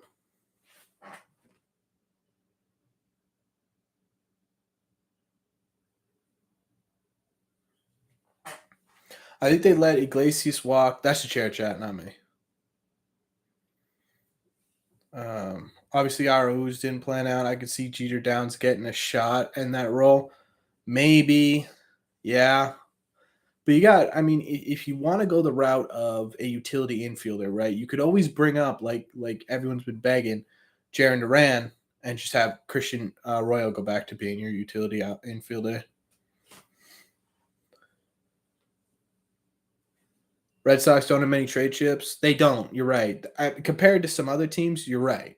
But they do have a pretty extensive. They do a pretty extensive farm system for sure. They do. And maybe they're not major league ready, but a lot of the trades that you see aren't major league ready guys. And especially if you're going after a closer who's kind of middle of the pack, right? You don't want a low end closer because then it doesn't really help your cause. But if you get a middle of the pack, maybe towards the top of the middle of the pack closer, you're not gonna have to give up crazy amount of prospects to get that. You're probably giving up 2 of your top 50 guys. We have a pretty deep farm system, and you could definitely get that done for sure. So maybe we don't have the trade chips to go out and get some crazy, Josh Hader or Aroldis Chapman caliber closer, but we don't really need a crazy Aroldis Chapman or Josh Hader closer. If we got a guy who closes games at a 50% clip, right? Those 14 blown saves are now down to 7 blown saves. What does our position in the AL East look like with 7 blown saves? Second. That's where it puts us.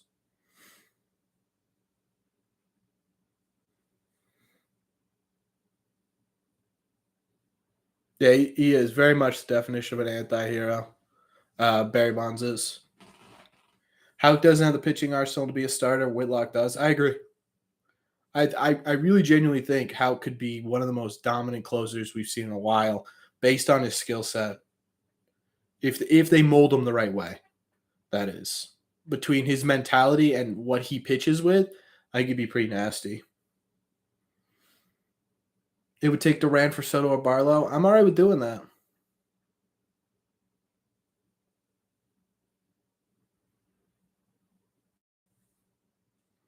Yeah, I don't think they trade Kike.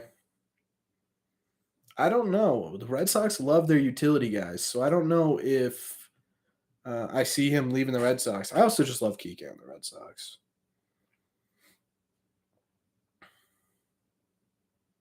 Kendall Graveman for Arroyo, Maeda, and Groom. I don't know, man. I love Maeda as a prospect, but we have Bayo who's pretty much a better version of Maeda. I wouldn't mind moving Groom either. I don't think Groom will ever pan out to be anything super special. I don't know how much of a trade value he has though. We need playoff Kike. I don't think we'll ever. I don't think. Oh, Kike. I don't think we'll ever get playoff Kike again. I mean, that was insane. The run that he went on. He set like 6 MLB records or something crazy like that.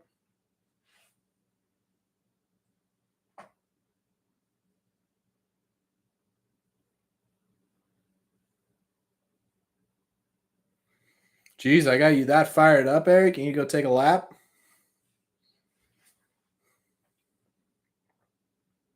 Yeah, Iman. I mean, it makes sense to have. It makes sense at the end of the day to have Whitlock. It's because if our bullpen was solid, no one would be questioning Whitlock in our rotation. Yeah, Kike is a playoff monster. If you can get Kike to the playoffs, he's a monster. They did basically flip roles, and they did it pretty well.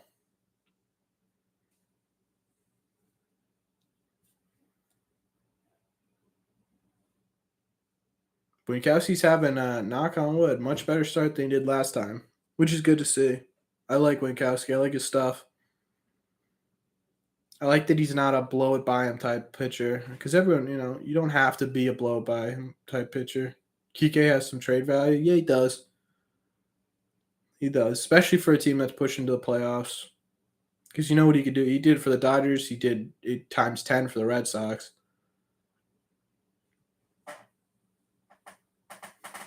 God, this chair is terribly squeaky. I'm just trying to adjust myself. Just sitting in the same spot for 4 hours. It's frustrating sometimes.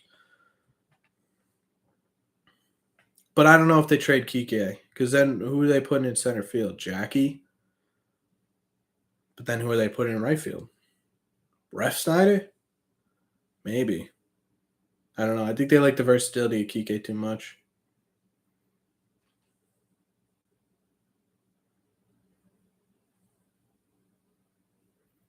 Yeah, I agree, Iman. I think, a lot of what we're seeing right now is just straight up growing pains. Xander's looks so good at shortstop lately. There are very few pitchers that come into the league and do super well right off the bat. There's a lot of growing pains. There's a ton. And I think that's what we're seeing from Whitlock right now. And again, I think it's a much lesser story about taking him out of the bullpen if our bullpen was in the state it's in. I don't know. And maybe we do see some guys settle into some roles.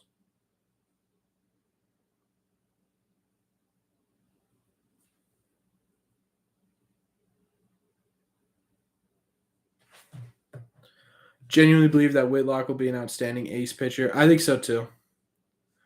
I think he will. I think he'll get where he needs to be. I have faith in Garrett Whitlock, and obviously the Red Sox do too with his extension. With how the Downs experiment has gone, I wonder, was the Mookie trade the right move? It's a good question. I think if we paid Mookie what he got from the Dodgers, we wouldn't be sitting here talking about Xander or Devers because there's no shot where that was Winkowski looks great right now. Wow. I think it's still the right move.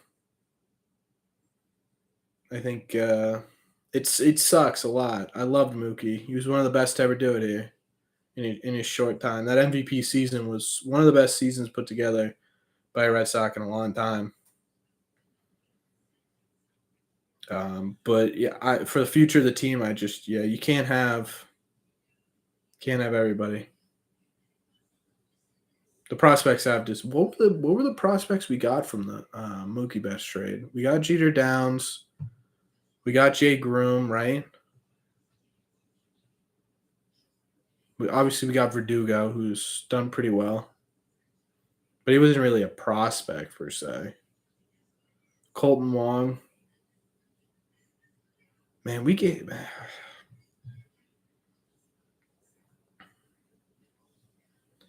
I wouldn't say Colton Wong's been a disappointment. I just don't think he was what everyone wanted him to be. Like he hasn't been to the point where we're like, oh, this guy sucks. Like Jeter Downs has had terrible years in the minors.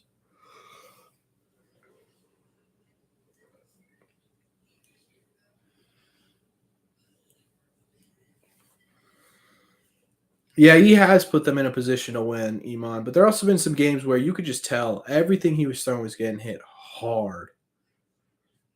Hard. So yeah, he's had some great outings. He also has some not so great outings. But that's again what you're going to get when you're a starting pitcher because teams are going to, especially a new starting pitcher, teams are going to, and you came from the bullpen, so teams already have the tape on you and stuff like that. They know your tendencies. They know what you're going to do, this and that. And there's an adjustment period to that. You're not used to that because, much more attention's put on a starting pitcher by a team in the clubhouse than it is on relievers because relievers is you get the book on them, you know what they can do, but it's not like you're studying their tendencies and stuff because you might not even see them that day.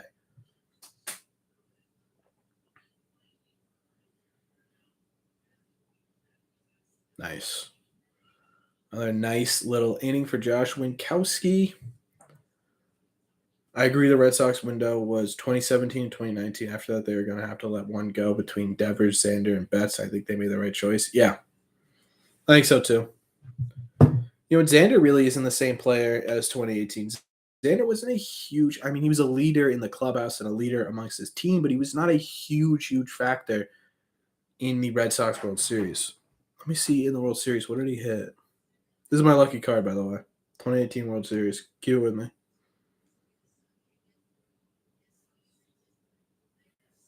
Bogarts hit, yeah, he hit 125 in the World Series. But he is, he's the leader of the Boston Red Sox. He's a heart and soul.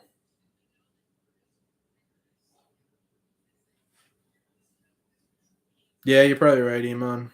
But we needed starting pitching.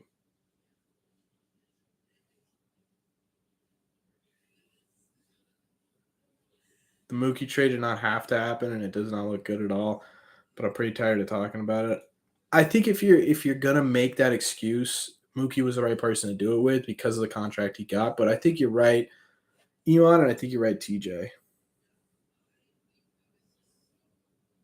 Yeah, he's a generational talent. But he had a bit of an off year last year. He's an MVP candidate this year for sure. Yeah, I agree, Jack. But yeah, I don't know. They don't sign Chris Sale and they keep Mookie Betts. What does our team look like now? That's kind of wild to think about. Do one of these young guys, Winkowski or Seabold, have a spot on the team? Maybe. Nate Eovaldi certainly our full-fledged ace, right?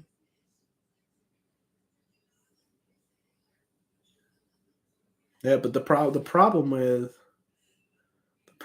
not re-signing Mookie and re-signing Sale is then you don't have that sort of lockdown ace pitcher, and you can't really afford to get one. I do, Francisco. I hope so. But I do. I think coming back to Boston, I think they get the win here, and it'll be a dogfight in Game 7. Problem is Devers not playing at Mookie Betts level could command that kind of money if he continues this. Yeah, yeah, it's a little scary. I love seeing Devers hit the way he's hitting, but yeah, you're 100% right. And I don't think either of these. I think they know what cost it is to give up a player like Mookie, like Devers. So I don't think they go the same route with him though. Yeah, you can't predict. You're right. You can't predict injuries, and everything's 50 or everything's hindsight 2020. But it's just interesting to talk about. Yeah, he did have a knee issue last year. I think he had something going on. Betts did.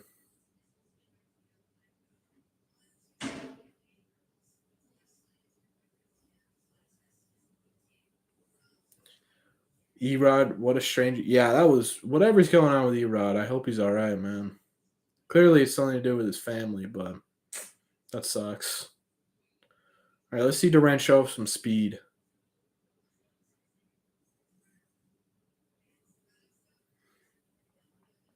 Celtics are going to be Red Sox fans, Steph Curry and the Warriors in 7. That's the goal, man. I really hope they do. I've been watching. I didn't watch a lot of the regular season basketball, truthfully, but I have been watching every single one of these games, and I'm having a blast watching the Celtics team. Even when they're well, actually last night was tough, but for the most part, I've loved watching these Red Sox team or the Celtics team. Yeah, Winkowski's looked fantastic. He looked good in his start against the Orioles. Yeah, he gave up that bomb and on that miss pitch to what's his name? I hate this guy. Odor. He gave it up to Odor. But I liked what he had, and I was excited to see him back up. Yeah, the Celtics are super frustrating to watch sometimes. They truly do. The only people that can beat the Celtics are the Celtics, which is incredible.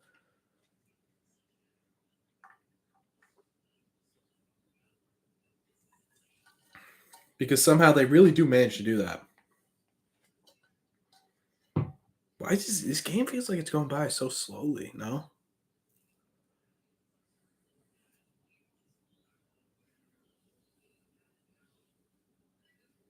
And this Caprillia needs to get the hell out of this game. He cannot find the strike zone. That's 7 straight balls. I'm willing to bet $25 that Devers swings at this next pitch. Yep, give Devers the green light. Oh, he has the green light for sure.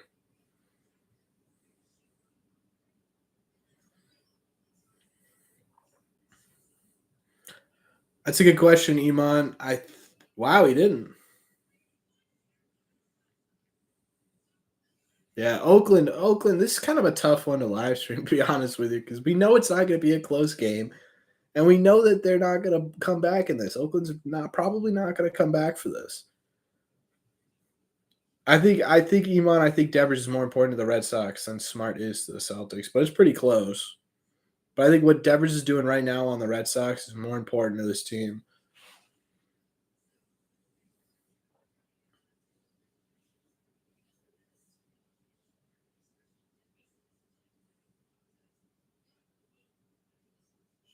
Do we have a? I will give away a signed Bobby Dahlbeck card if the Oakland A's win this game.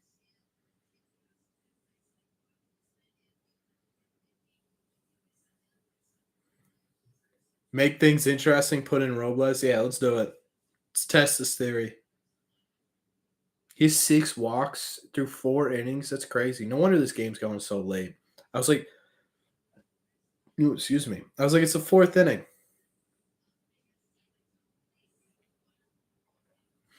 It's a good point, Iman. 100%. Yeah. I think skill wise, it's Devers, but yeah, the heart and soul thing makes sense. I think a better comparison to Smart would be, yeah, it's only the 4th inning. Isn't that crazy? It feels like we've been here for 4 hours. We've only been here live for an hour and a half.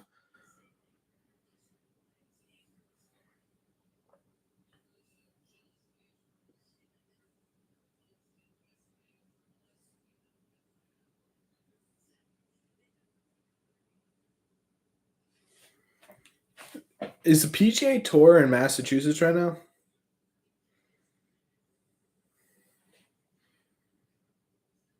Favorite baseball movie? That's a great question. This is sound really dumb, but I do truly love Fever Pitch. Fever Pitch is my sick movie. When I'm sick, I always watch Fever Pitch. That's the first movie that came to mind. But I like watching The Natural too. It's a feel good one.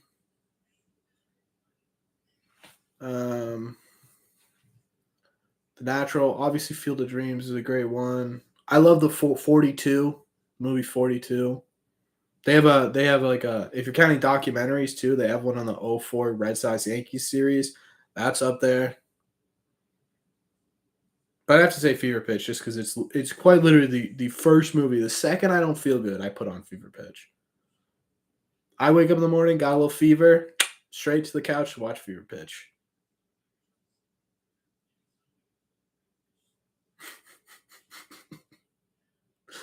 Exactly, John Boy. Jimmy Fallon just cleaning on my throw up. I have a chemistry state exam tomorrow. Wish me luck, Red Seed. Everyone wish Clip a good luck in the finals. His state exam here for chemistry. Wish him luck, man. This is a community. Everyone's wishing him luck. Jaren ran so fast.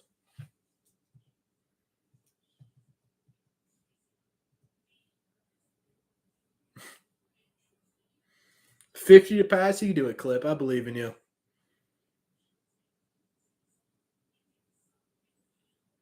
Yeah, the 4 days documentary. That's it. 4 days in November or something like that. 4 days in October. I believe in you, Clip. I think you got it. I wish I could help you study, but I am terrible at chemistry. Terrible. I didn't even take it in high school. They gave you the option that if you did well in math, like a certain math class, you didn't have to take chemistry. I aced that math class. Never had to do chemistry.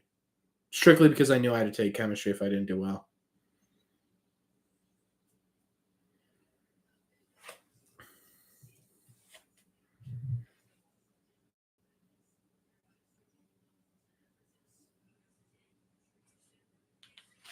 Yeah, all signs are pointing towards Chris Sale not being a not being a reliever when he comes back, which would have been interesting. Also, Johnny Boy, I don't think I ever said what's up. What's up, Johnny?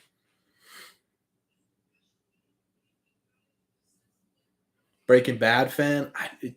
I'm gonna get crucified for this. I've never seen Breaking Bad.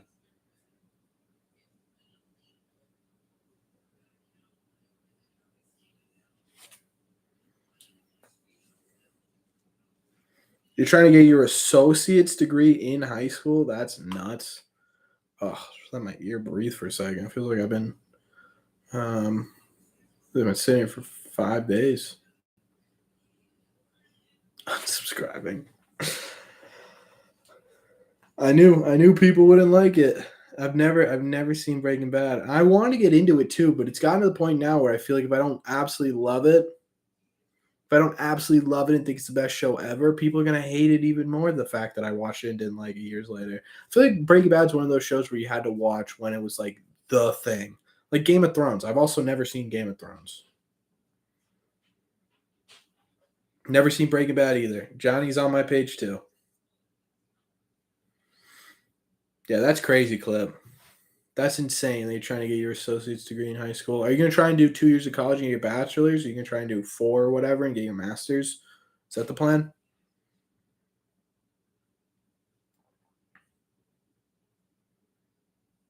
Never seen either. Yeah, I feel like a lot of people. Haven't seen it. Walking Dead. I don't watch in-depth TV shows, to be honest with you. I'm so bad at being able to tune in one night every night and watch them. Also undecided on what I'm trying to do in college. Yeah, gotcha. Yeah, because you do a ton with an associate's degree and not even go to college. I think you only need an associate's degree for the job I'm working right now.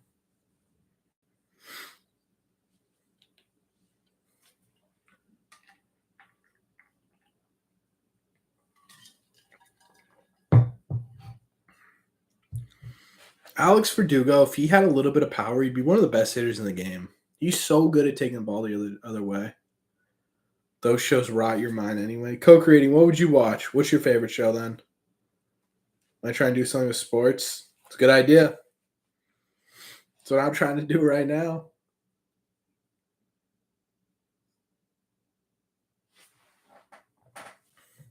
That's insane, Mayo. I would throw a fit. I would just put their clubs in the cart and go home. You should look into a clip. You should look into sports management. I went to the University of Rhode Island. They did sports management. Very cool. Very cool major. I don't know where you're located at though, but check out sports management.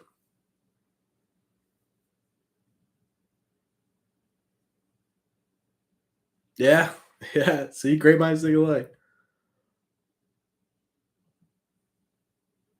You're good, Mayo. You got headlights. Everyone else is driving the same thing.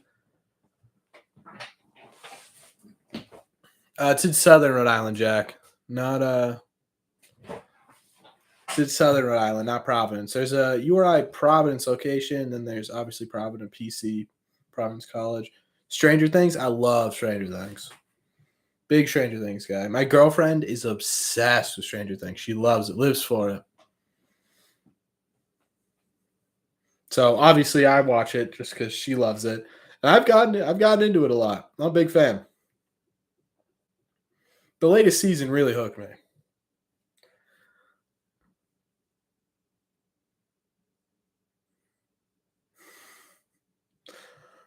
Good show. It is a great show.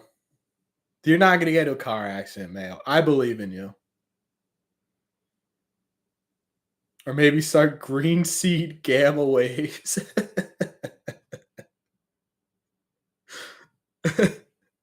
What's the opposite of seat, though? You got to change the word seat. Green podium gamma waves, maybe? Hidden Truths. Never seen Hidden Truths. I like Mindhunter. I like that show. Mindhunter. Story. Give me a double. Yeah, we might be sitting here just shooting it. Till like 1 or 2 a.m. Wait, Cap's a little bit of a psychopath, huh? He's a little bit of a psycho. Yeah, I love Mindhunter. They're coming out with a second season. I gotta rewatch it, catch back up on it.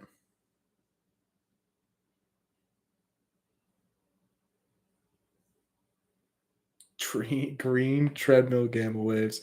If you start, come on, story, beat it out. This is what you need. This is what you need. Come on. All right. Well, that'll work. 6, 7, maybe. No. 6-0. This game is on ice. I might make an ice. Is there an ice emote?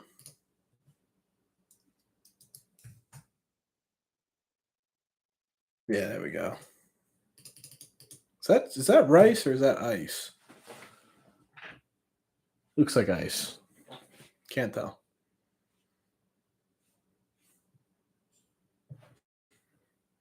Ever see Invincible? Is that the movie? Oh, you got a bunch of options. Oh, there it is. This is what I'm looking for. Oh, there's ice cream. That's what I was looking for. Yeah, it is rice. Damn it. Looks like a snow. It looked like a snow cone. That's what I was looking for. It is still the 4th inning.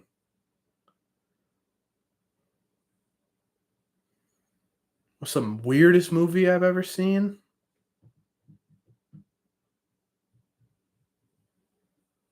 What's that movie? It came out a while ago. Never Ending Story. That one. Oh, yeah, I have seen that on Amazon. Yeah, I like that a lot too.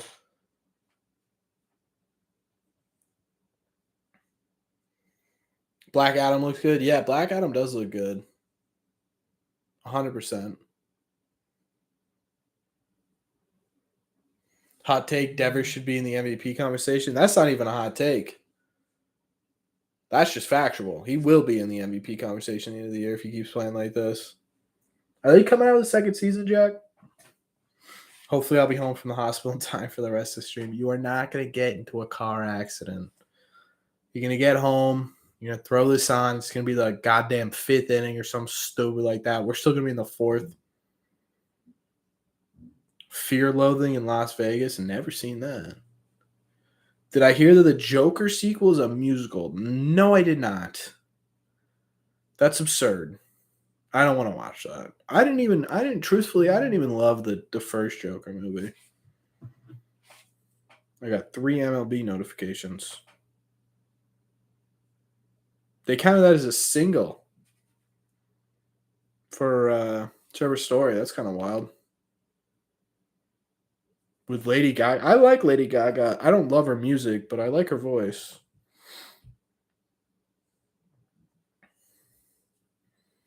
Thought you were driving on the highway. Casino is disturbing. I don't think I've ever seen. I'm not a huge movie guy besides. Well, actually, I like a lot of movies. That's a lie. Yeah, Mayo. I will personally pay for your hospital bills if you get into an accident. That's how confident I am. That's how confident I am that you're not going to crash on the way home.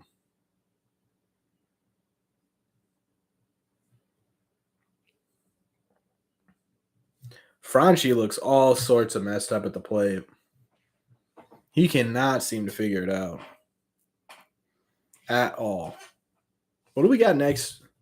Who do we have next week? Is it the Tigers next week? Man, we've been getting some crap. Although the Tigers might put up a fight, maybe.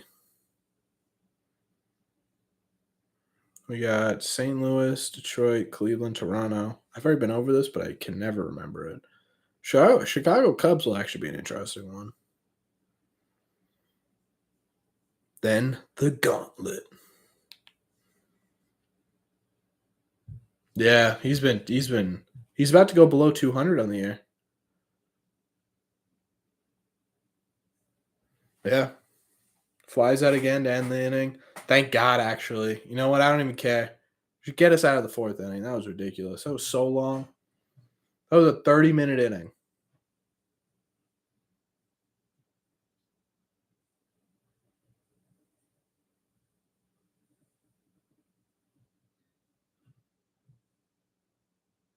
Yeah, the Cubs is always kind of cool. when the Red Sox play the Cubs. They're going to be playing at Wrigley too. Or no, they're playing home. They're playing at home, so that should be interesting.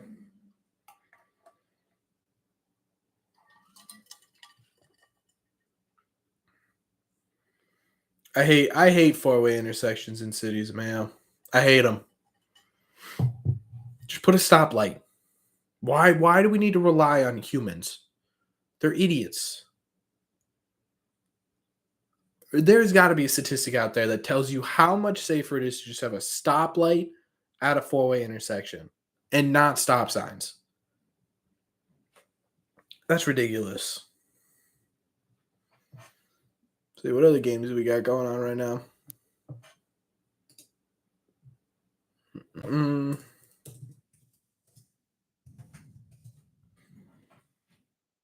Let's see. The Yankees are beating the Yankees are beating the Rays 1-4. Braves are beating the Nationals. The Braves are crazy right now. Braves have won what, 11 in a row? That's nuts. They're on fire. Brewers are beating the Mets right now. That's interesting. Pirates are beating the Cardinals. Look at that. Padres are beating the Cubs. That makes sense. The Orioles are getting whooped by the Blue Jays 6-2. Guardians just started. No other really interesting games. The Phillies won again today. And the poor Mariners, they were so hyped up at the beginning of the year. We did play the Braves at the right time. It was almost really, really bad. If we had played the Braves 2 weeks later, we probably would have gotten murked. Phillies look good. Yeah, the Phillies look great right now out of nowhere. Yeah, Mystic. It's been a little tough for Story lately. We don't even need the historical week Story. We just need hitting 250 Story. He did get a single here, so that'll help the batting average. A little RBI. It was a little nubber up the third baseline, but still counts in the scorebook as a line drive.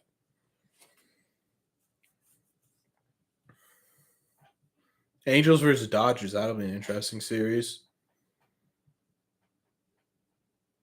Story's drawing walks. Yeah, he's also striking out a lot in this cold streak, though.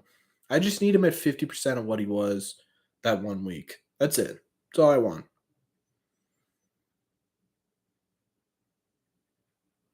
Should we do for a video tomorrow, Chad? I might just not. There's not really a ton of storylines going on with the Red Sox right now.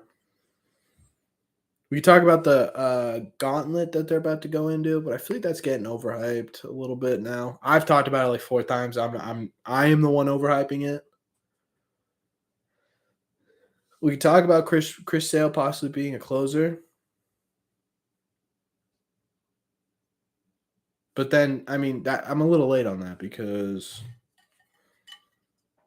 it's already basically come out that he's not going to be a closer.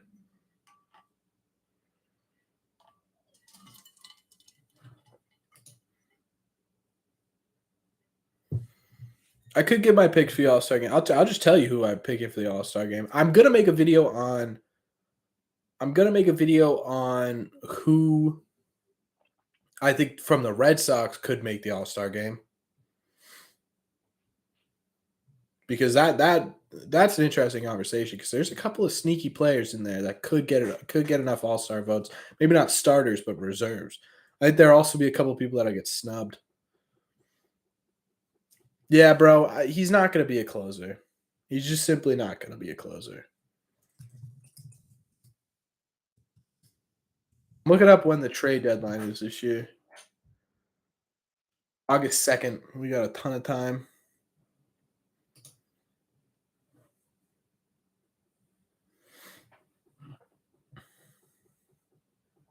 My friend's a Yankee fan. He's been talking a lot of shite. Hopefully the Red Sox will heat up when they have to play division games. Yeah, it'll be interesting.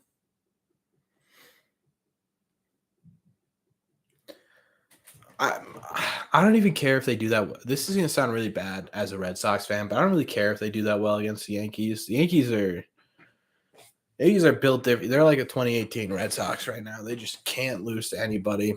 But we need to win against or at least split against the Blue Jays and the Tampa Bay. Devers, JD, and Xander are locks to make it. Yeah, I don't know. Yeah, the question is,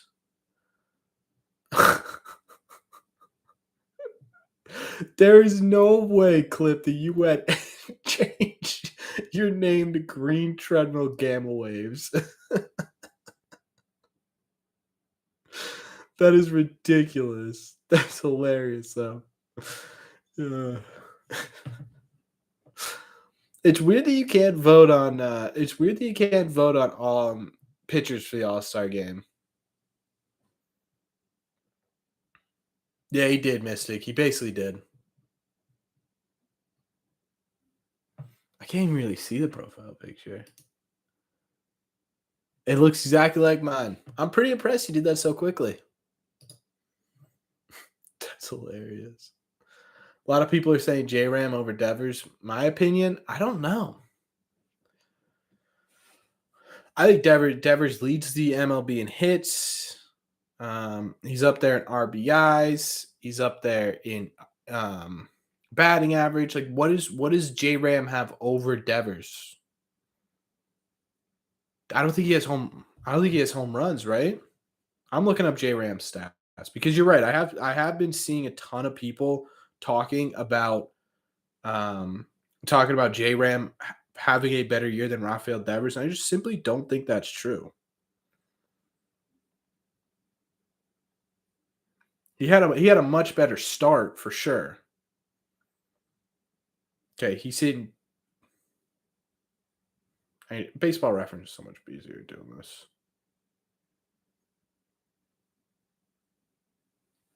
You did do it for the culture. That was impressive, Green. Now I'm going to call you Green. Tampa's going to fall soon. I don't have them as one of the six to make it to the postseason. Really? Interesting. They're always in postseason conversation.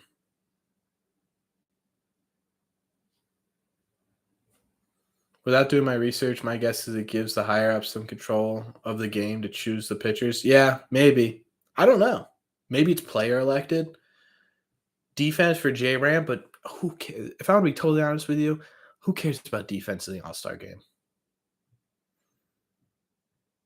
All right, in 2022, J-Ram just quickly has 16 home runs, a batting average of 296. Uh-oh.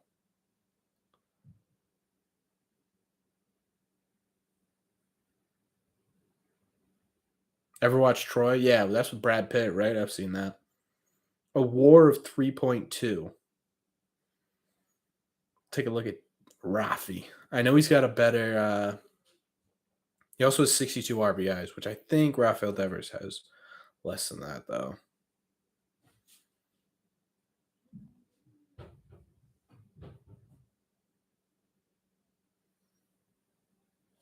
All right. He has a lot more hits, Rafael Devers does. Same exact WAR, higher batting average, and one less home run.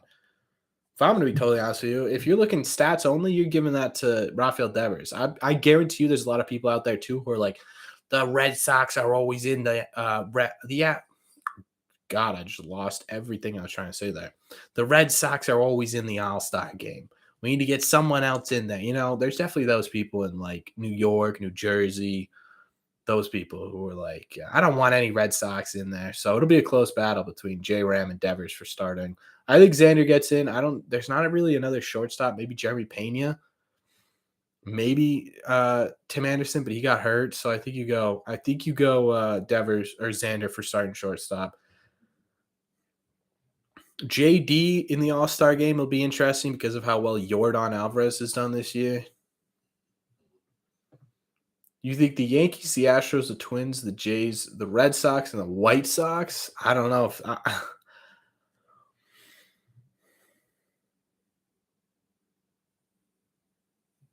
Machado's third base, Johnny, but he's also in the NL, so it doesn't really matter. I'd be shocked if Chicago's dealing with a lot right now. I would be shocked if they came back enough to overtake Tampa in a wild card spot. But I like the idea of the Twins. The Astros probably. I could also see the Angels making a push at some point here. Trade for David Bednar. I don't know if we have the resources to do that, to be honest with you. But I would love to have David Bednar on here.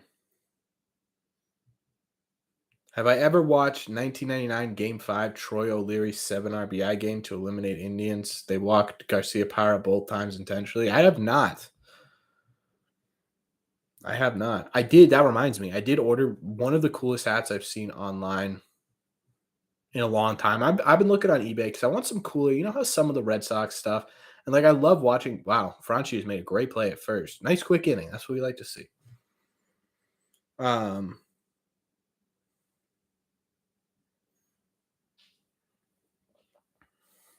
you know how some of the Red Sox like apparel that you can buy is a little goofy, right? Like a little bit goofy. So I've been trying to up my style um while also good lord, while also showing my support for the Red Sox. So I've been doing vintage because vintage is in right now. So I found this 1999 from the 1999 All-Star Game hat. So cool. Had to buy it. So I'll be debuting that on the stream at some point here. Angels are cooked. What makes the Angels cook though? I mean, they got is Trout still injured? Shohei's kind of having a down year. I guess we all expected so much from Shohei that this year is so underwhelming. You know what I mean? Oh, I love the Yellow City Connect jerseys. Yeah, for sure. I think they're so cool.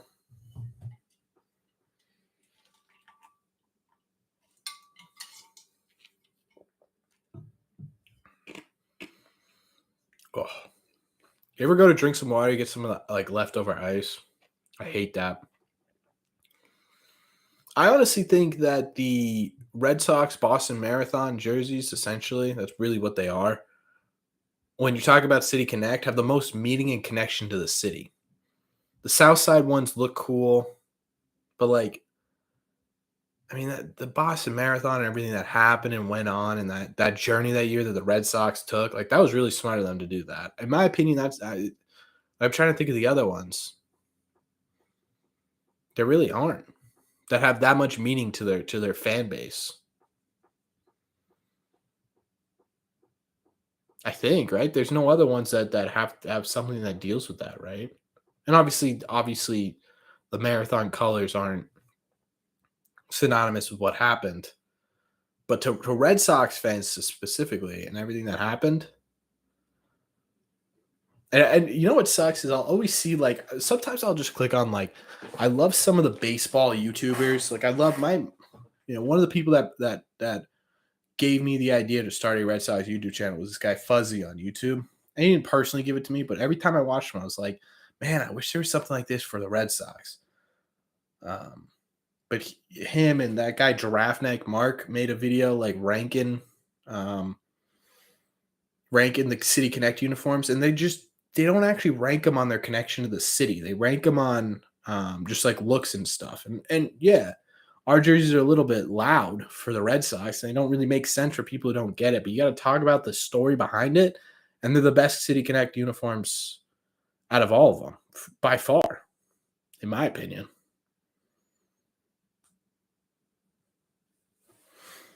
They're 100% a level above everything else.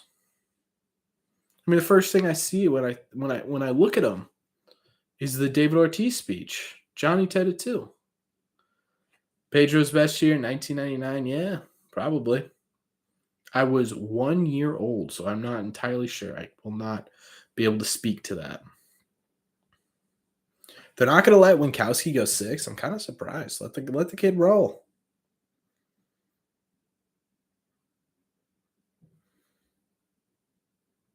What do we do with Plawecki? I don't know. I honestly don't know.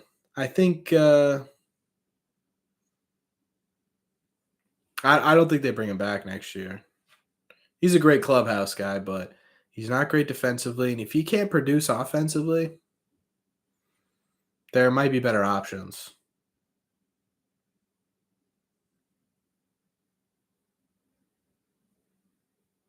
I like that idea, Iman. That sounds like a cool hat. I got the one you guys. I mean, you guys have seen this 100 times. Where is it?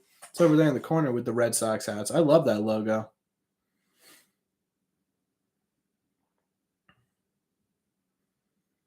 I'm 10 years older than you, young man. Hey, you're still young.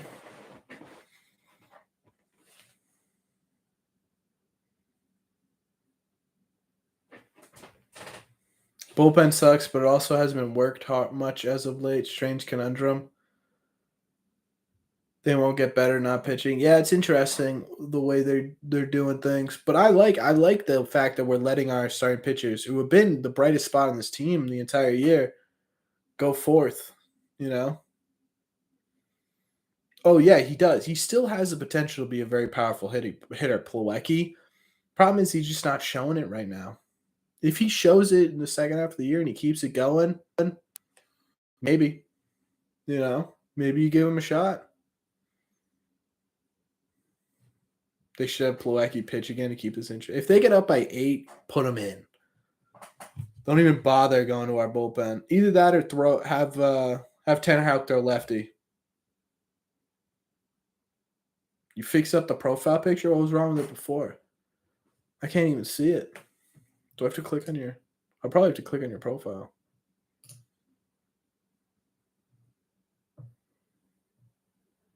I can't do that.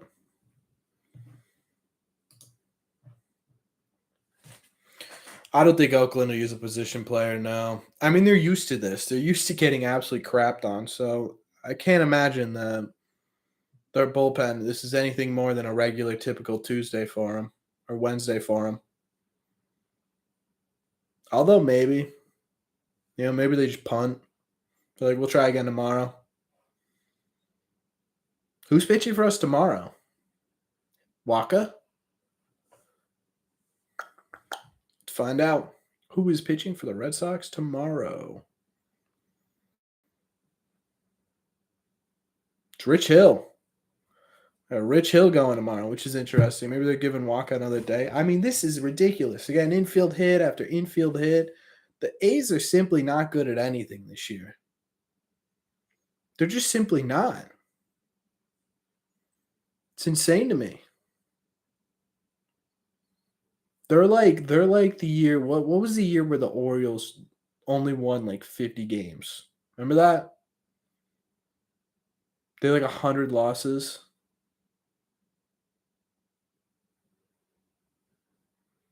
Are the vintage green the St. Patrick's Day ones? 2018, yeah, they were. Oh, that was terrible.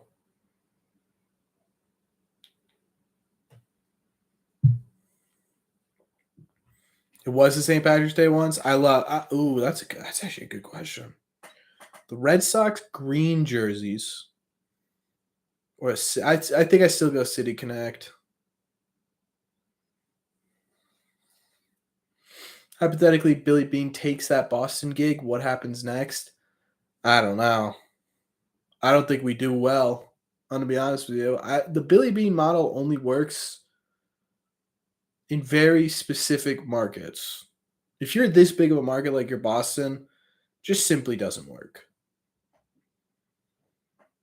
I actually think a lot of the league is doing a similar Billy Beane type model. I think they're incorporating way more analytics than back when Billy Beane first started it. But there's only so far you can go with that. I don't think he would have done well in Boston. I'm surprised, honestly, he's still the GM in Oakland. The owners don't care, though. I mean, if you're attracting 2,000 fans to a single game, at some point you just got to be like, this is, I'm punting on this season too. The owners, just as cheap as possible, so we lose as little money as possible. And they're obviously still making money because there's such a low payroll and they've got all those TV contracts and whatnot. But yeah, the owners got to be punting too. The A's should be playing at a collegiate level. Okay. Here's my thought on people saying like, oh, like the A's would lose to D1 baseball team. They just simply wouldn't. They simply would not. As bad as the A's are, they're still the top, part of the top 750 players in the world, they would absolutely smoke a D1 baseball team. Will they move to Vegas? A's will be in Vegas soon, probably.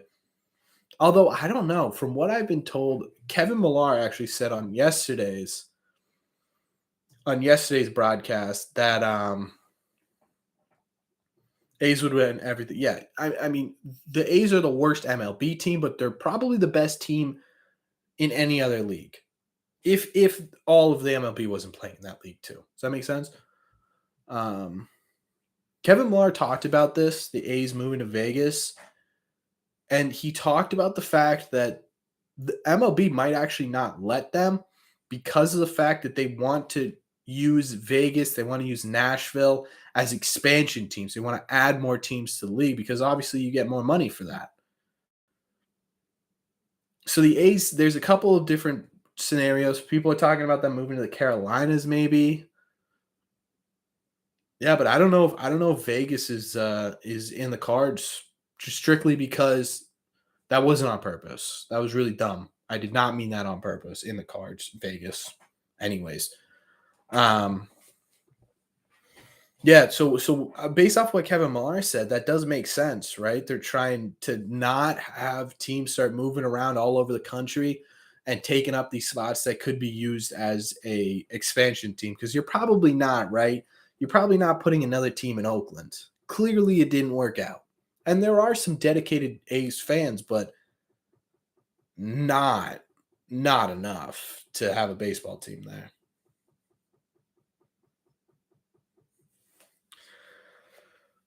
Do you need to build it on the Strip, though? Build a ballpark on the Strip? I guess you could do it. I guess you could do it a little bit outside.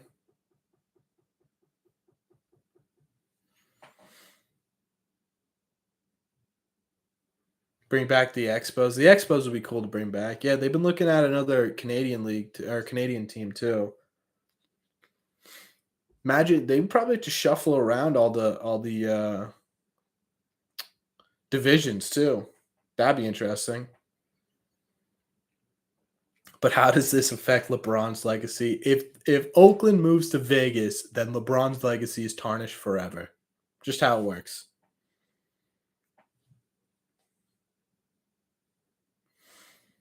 Nashville Sounders have a cool AAA stadium right downtown. Yeah.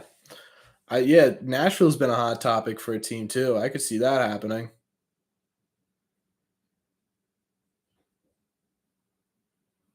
I don't know. I don't know if Oakland ends up getting out of there. They at least need a new ballpark. Like that ballpark. Remember we were watching that? Were we watching that game together, chat? I'm trying to think. When was the last game?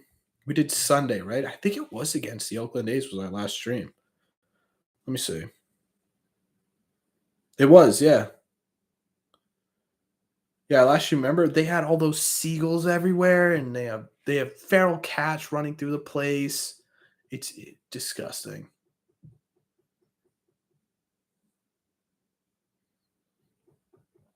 They had to trade Mookie. Yeah. Are you behind on the stream, Eric?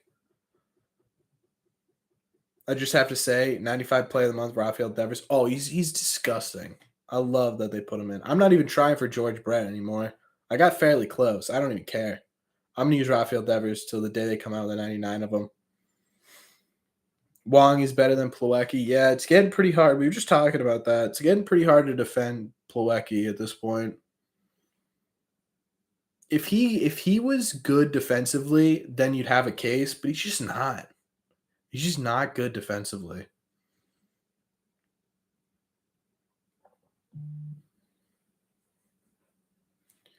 All right, so Jack throws out the hypothetical. If the division gets realigned, say they throw in a Vegas team, they throw in a Nashville team, and they throw in a Canadian team. Who do you want in your division? Kevin's a huge clubhouse guy, and he's not costing you a ton, but there's gonna be a time where there's a big spot and Kevin Plawecki's got to come in the game and he blows it, and that's not gonna be good. What's up with Trevor's story? I don't know. It's just kind of how Trevor's always been a little bit. He's been a little streaky in his lifetime, but yeah, he's what 1 for 3 tonight. He's getting some hits here and there. He's staying above 200. I wouldn't be shocked if he's a little bit below 200 at the end of the year, but with a guy like Trevor Story, you don't look a ton at what his batting average is. What you look at is you look at the defense, and it's I think it's the best second base defense in the entire league. You look at the home runs, you look at the RBIs. That's the problem with Story right now.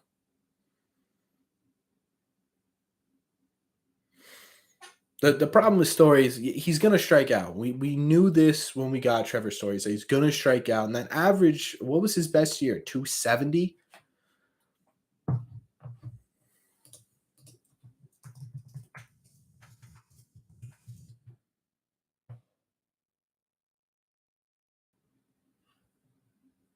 Oh, no. He had 291, 294, 289. He was 251 last year, batting 218 right now. I don't know. I don't know what's up with Story. I'd love to see a little bit more contact, but he's still definitely valuable to this team. For sure.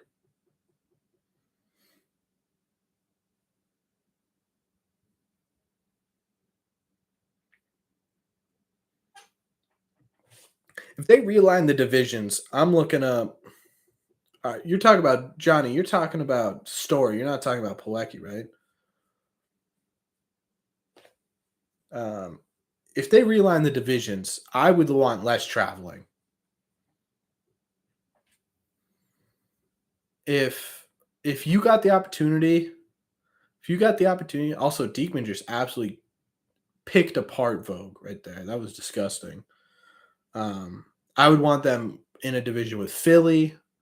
I'd want them in a division with the Yankees. I think you need to keep the Red Sox and the Yankees together. Baltimore, Nationals, keep Toronto.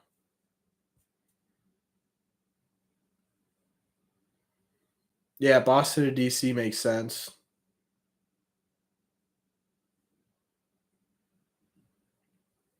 Good point about his defense. Yeah, I feel like people you look at the batting average and it's not what you expect. I don't think anyone expected him to be hitting 218 in June. He's also a second half kind of guy, but that's besides the point. He's adjusting to second base still, which you can't really give too many excuses offensively, but when you look at his defense, Trevor Story's defense, not only his defense, but the ability and his range that allows Xander to focus mostly on his right side, and that means Devers can focus a little bit more on making plays within his realm. You're making the people around you better. That's a lot of value to have, especially because of our defense last year. Thoughts on Cutter Crawford? Cutter Crawford came out and did really well. I don't know if it's sustainable. I mean, he had a 7 ERA when he went down to Worcester. He had a what ERA when he was up here? 6? Probably around it was probably around 4 or 5. Yeah, I think it was around 4 or 5. So I don't know if it's sustainable, but I loved seeing it from him. We needed it desperately. Oh, Diekman just got tagged. Oh my God, Diekman just got tagged. Leave it to Diekman to give up a tank to the Athletics.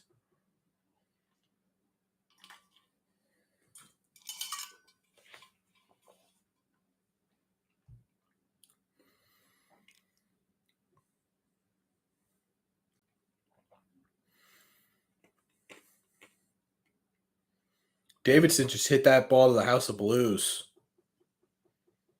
The comeback begins. If the Red Sox and Yankees were separated, we'd all riot. Although it would be cool. I'm knocking on wood. I'm not being the jinx for this. He dead ass hit that to the House of Blues, and he almost hit the next guy. If the divisions were realigned and the Yankees got thrown in the NL and the Red Sox were still in the AL, how wild would a World Series be? Red Sox Yankees. That'd be the craziest World Series of all time. Yeah, that's another thing too with Story. His average sucks, but he does have the second most RBIs on the team. I think the only one above him is Devers.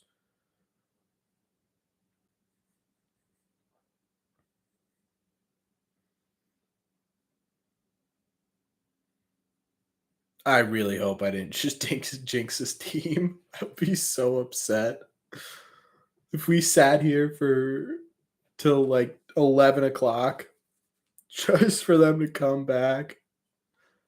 Diekman, please don't do this to me.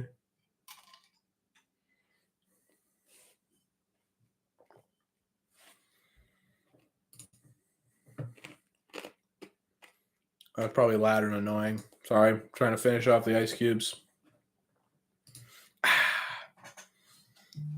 I was smart today. I knew this was going to be a long game, so I bought a backup flavored water. Thank God Diekman got through that inning. No jinx for me.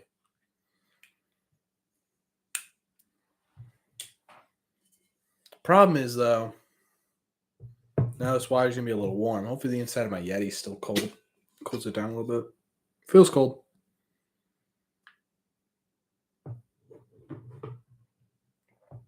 If I jinx it, you get to trademark Red Seat Radio. Should I trademark Red Seat Radio? Little ASMR.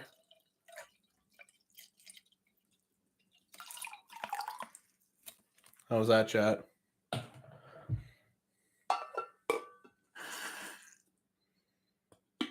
That was the water bottle, not me. I should trademark Red Sea Radio. I feel like people like will make a YouTube and be like, plus I have an Instagram, I have a TikTok, I have a Twitter. I just haven't used them yet. Which is really stupid of me because I could probably be a lot bigger, but there's just so much work that goes into being a social media manager too.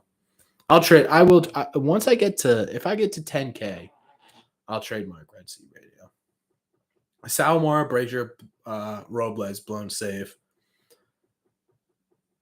Eric, I will personally come down to the Carolinas and punch you in the throat if that ends up happening. I actually, Mystic, if you take Diekman out of that, sorry, Johnny. My bad. If you take Diekman out of that, I agree. Because Diekman's a heart attack, yeah, but he's been fairly good this year. What is his ERA right now?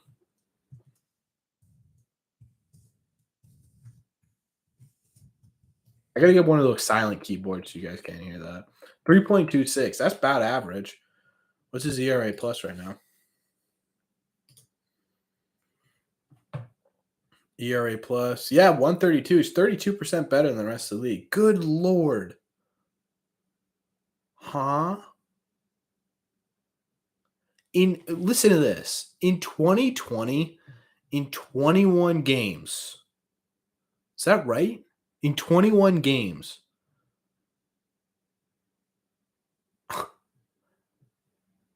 Jake Diekman in 21 games in 2020 had an ERA of 0.42 with an ERA plus of 1,003, meaning he was 1,000% better than the average pitcher in the MLB. That is the craziest stat line I've ever read. That's nuts. But he only had a 13.1 K per 9. What a bizarre stat line that is. No saves, though. Only allowed 8 hits, 1 earned run in 21 games. Struck out 31. That's the craziest stat line I've read for a relief pitcher. Although, let me see what Garrett Whitlock's was last year. I bet it was up there. No, just put this in perspective. That is legitimately video game stats. Put this in perspective. Last year, Garrett Whitlock was probably our best pitcher in the bullpen consistently throughout the entire year. 73 innings. He had a 1.96 ERA. He only had an ERA plus of 241. That's a great ERA plus. Jake Diekman had 5 times that in 2020. That's the craziest thing I've ever heard. He was hyped off. He was the hyped off season move this year. Yeah. He was hyped up for sure. But I think obviously Story, oh no. Eric, you did not do this to us, right? Sawamura warming in the pen. I swear to God.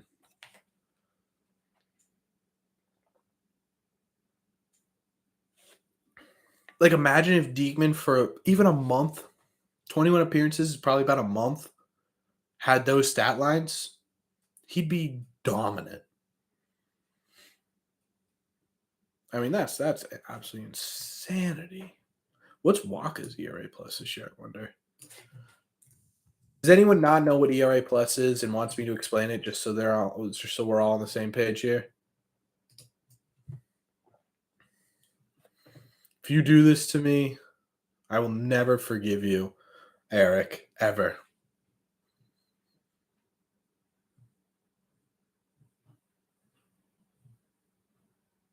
Mike Waka. I don't have a Kevin Youkilis headband. Do I have a headband lying around here? I got a mask. I could kind of use as a headband. I might have a headband somewhere in here.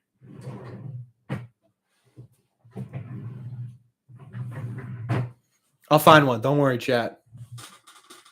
Matt Barnes still got an emergency flight up here just so Eric Yeager could be right about in the Red Seat chat.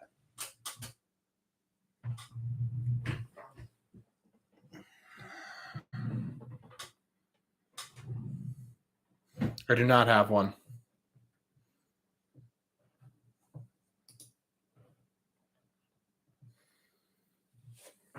I might need to get a headband, chat. Although I don't even know if there's one in my apartment right now. I got a tie that I could tie around. Okay, listen. Here's what I'll do. I see Austin Price enter the stadium. What's up, Smokey? Glad you made it. Okay, here's what I'll do. I will tie this tie around my head and use it as a headband if Oakland gets within 3. Does that work? Does that count, chat?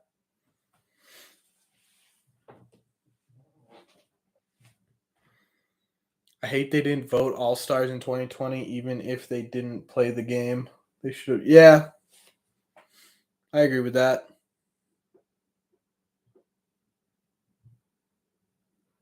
Yeah, Uke in the booth has been fantastic this year, Johnny.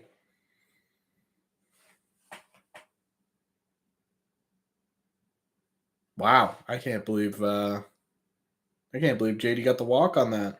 I might go to tomorrow's night games just to watch this. This seems like a ton of fun. If I didn't have work in the morning, this game would be a lot of fun. All right, whatever works for headband. All right, deal. So if the Reds or if the I'm not shaving my head. Yeah, I might just go to the game tomorrow just because this looks like a great time to be at Fenway. Yeah.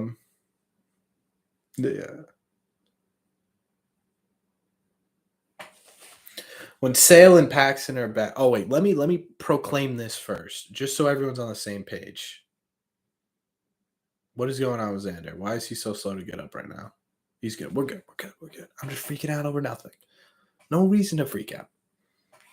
Just so everyone is understood and we are all on the same page. This headband will get put on to reverse my jinx if the Red Sox or if the Oakland A's can get within 3 of the Boston Red Sox.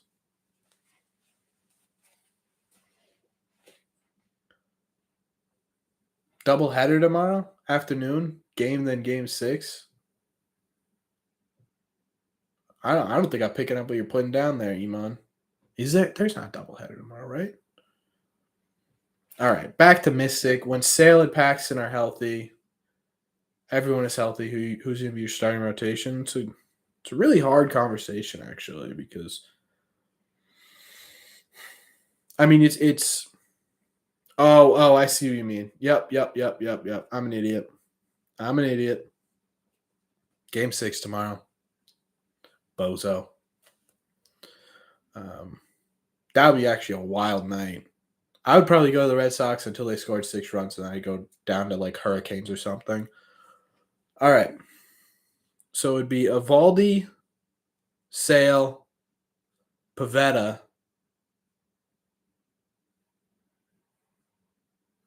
Waka,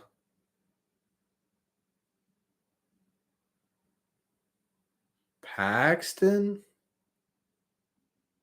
I don't love Paxton in this rotation, to be honest with you. I don't know. I guess that's the rotation I would go with.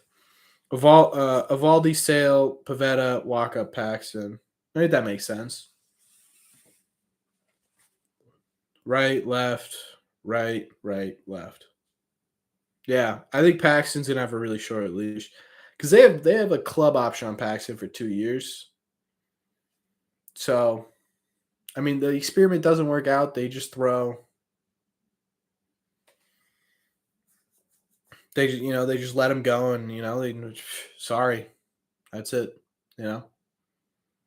That's the rotation I go with too. Makes sense. Whitlock, yeah, Whitlock's would be fighting for that 5th spot in my opinion. Maybe they start Paxton in the bullpen, and if he does really well, they take Whitlock and Paxton. They do a little switch. I can see that maybe. Because I like Whitlock in the rotation. As much as it hurts our bullpen, I think the long-term benefits of him getting all these kind of bumps in the road out of the way now is really, really good.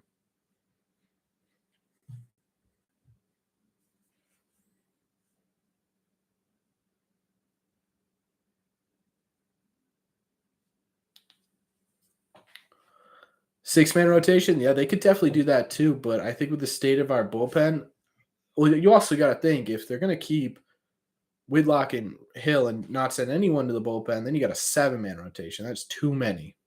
That is too much rotation.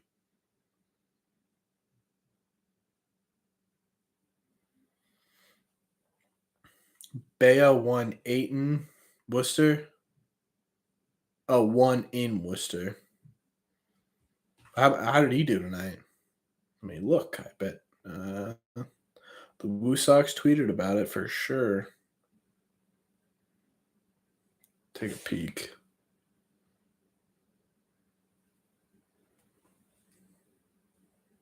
They didn't. Oh, there it is. Bayo's final line. Bayo tonight went 5 innings, 5 hits, 3 earned, 2 walks, 8 Ks in 5 innings. That's pretty good. Not a bad stat line if you ask me.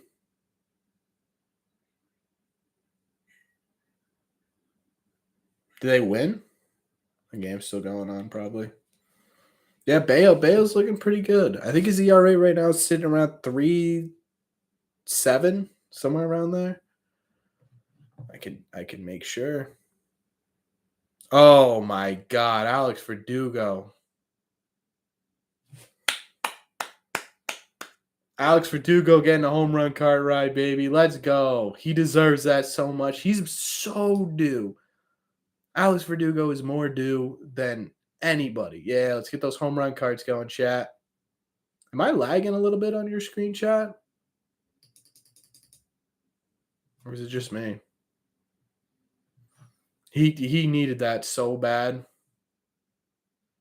Oh, I'm looking at myself right now. And I like how they do that little home run animation. Never realized that. If you are sitting there wondering, you're going, hey,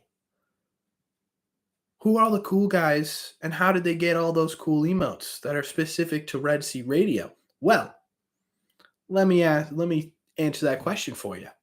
There is a membership level that you can buy into for this channel. If you're in all the live streams, you have the ability to use these emotes for just $2.99 a month. We've also started a little community here on the members channel, on the members page. You know how I post about what team's going to win, what series, and I post about going live on that community page. Well, we've started to use that community page to talk to just strictly members about what videos are coming up too. So just like Smokey just did, thank you, Smokey. I really, really, really appreciate you. We now also have a new emote. We now have a new emote to talk about because of Smokey chat. We have a new emote to go about, so we will get into that in a second.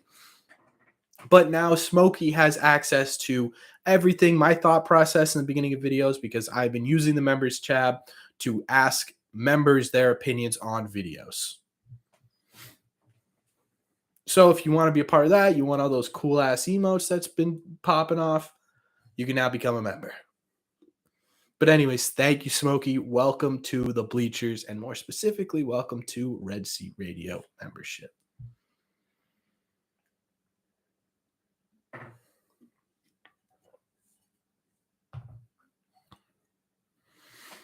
All right. Now, chat, because Smokey so generously decided to become a member on this channel, and this is open to anyone too who isn't a member as well. You don't have to be a member to be a participant in this. We need to figure out what our next emote's going to be. Give me your suggestions. I'm going to take the top 5 suggested here, or maybe we'll do top 3 suggested here. We're going to vote, and we're going to figure out what our new emote's going to be. Oh, no. Did Franchi just do it too? No.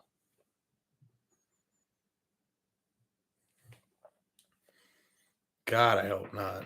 I really hope not. It's going to be real tough for them to score 5 runs and me use this headband. So thank you, Doogie. All right, chat. What do we think? What do we want for a new emote?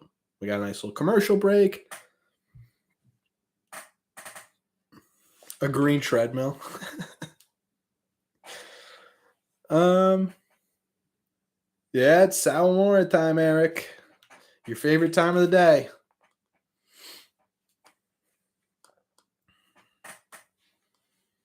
So what do we think of chat? Last time the one in second place was the K, the backwards K.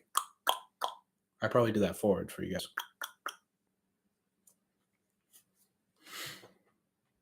Hands breaking a stick. That's a good one. All right, let me get a notepad going here. I'm going to put the K just because that was second place last time.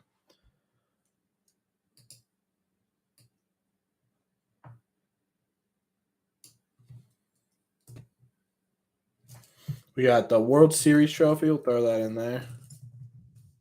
Although I feel like that could be a little bit of a jinxy emo. No, we just throw every time something good happens, we throw the World Series out there. That could get a little dicey. Breaking of the sticks. Rally headband is an interesting one. Kind of like that. I feel like that could become a rallying point around here. I'm trying to think. I'm a Durant fan. You just want Eric, will you sub if I just write that out and put that as the emote? I'm a Durant fan. What do we think? I wish I could do a nails emote. Ooh, that's not a bad one, actually.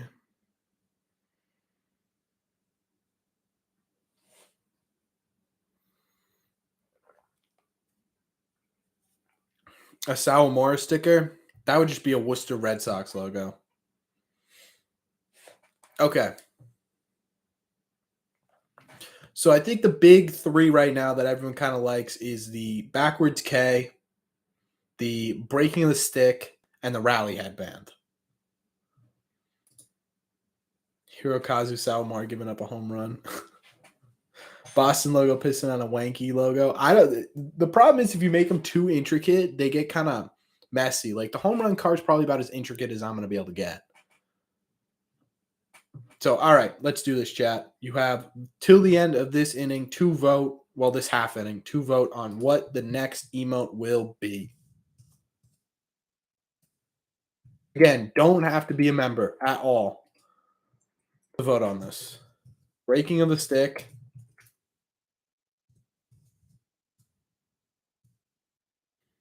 Backwards K. I'm just going to put K. You guys know what I'm talking about.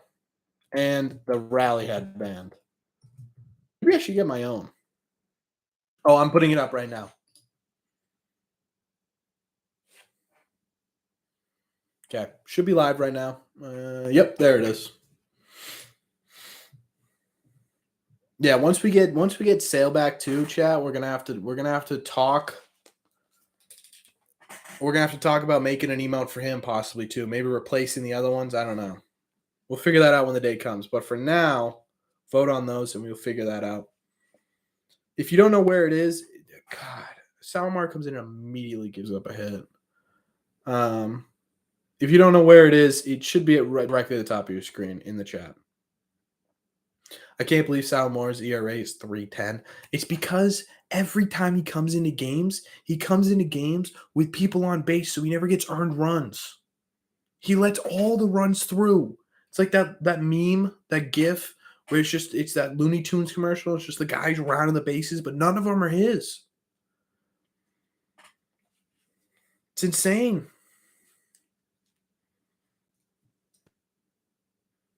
Break into the stick winning. I'm actually shocked.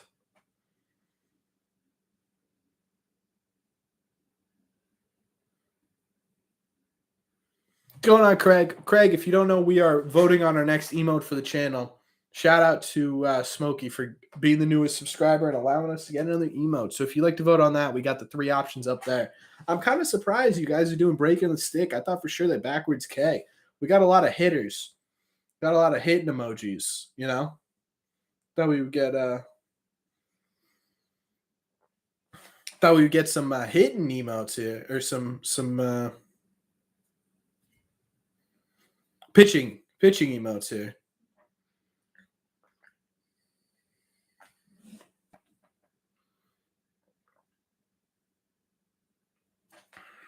Craig, I like your idea of sweeping them. We need these 3.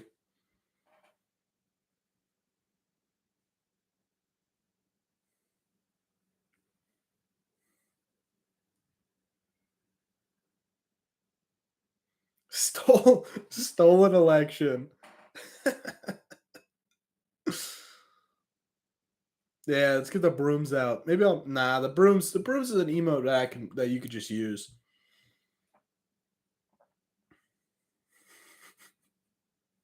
The AL East is crazy. Yeah, and the Orioles are starting to get good too. Oh wait, you just said that.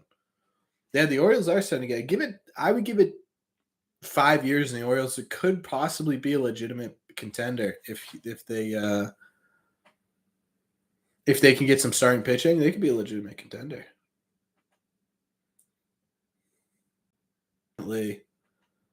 Both Tampa and the Blue Jays won, so it's not like we're gonna have any momentum there. Oh, they're a super young. The Orioles, yeah, they're a super young team. Their core right now is Cedric Mullins,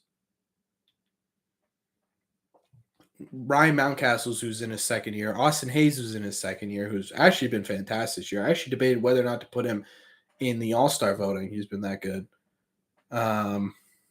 Austin Hayes, Adley Rutschman just got called up.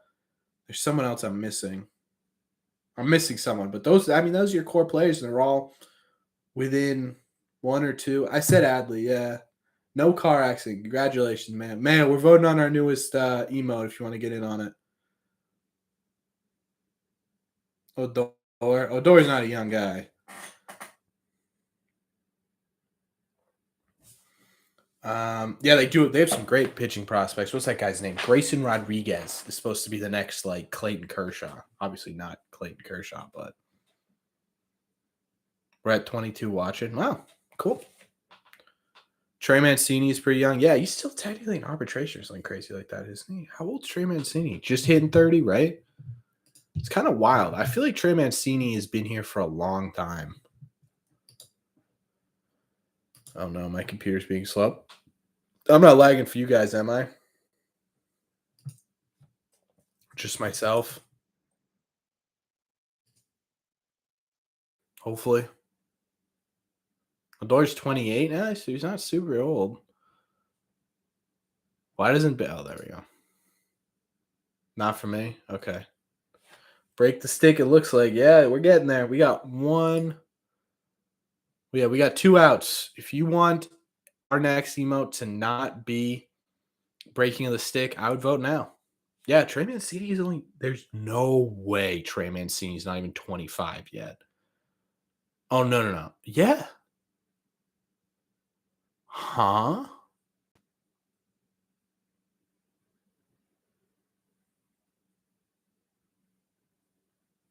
Does that make sense, chat? Trey Mancini's only 25 years old?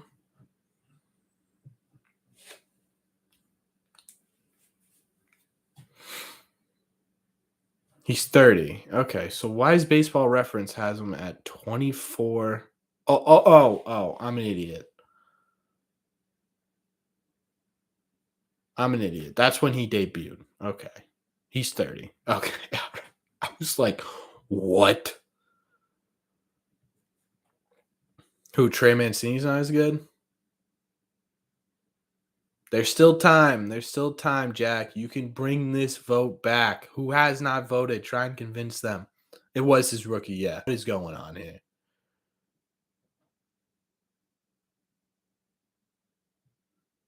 Now he's a career OPS plus 117. His best year was his rookie year. Oh, no, it wasn't. It was his 2017 year.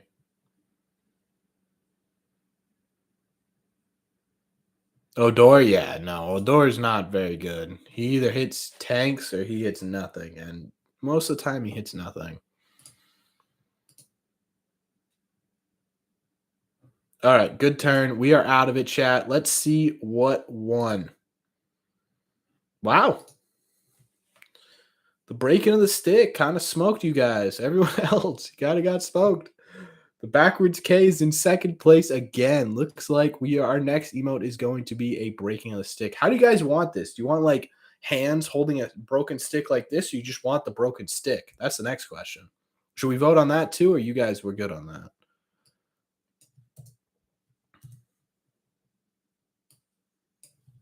Because that's a big one.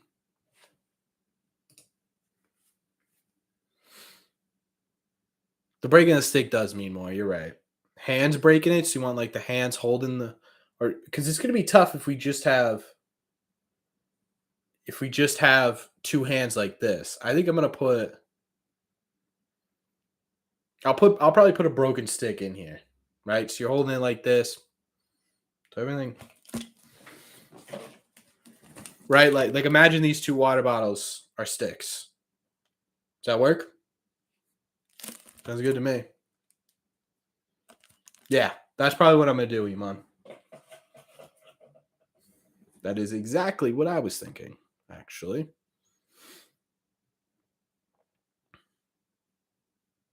All right, now whoever brought up the Orioles, now you got me thinking of Orioles prospects. I got that kid Gunnar Henderson too. It was insane.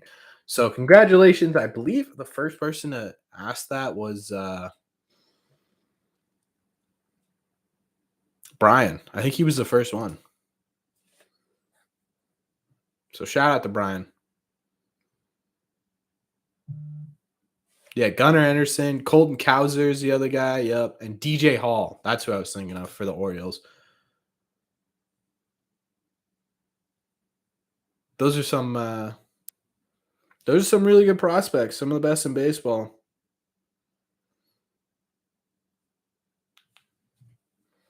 And this pitcher, this Oakland A's pitcher's got a 1.5 ERA. Let's see what he can do.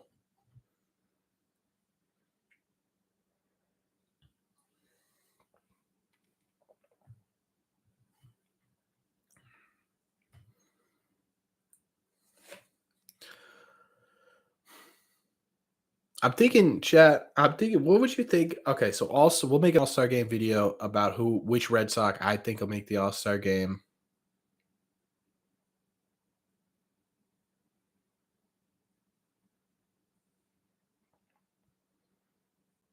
And then, would you guys prefer one?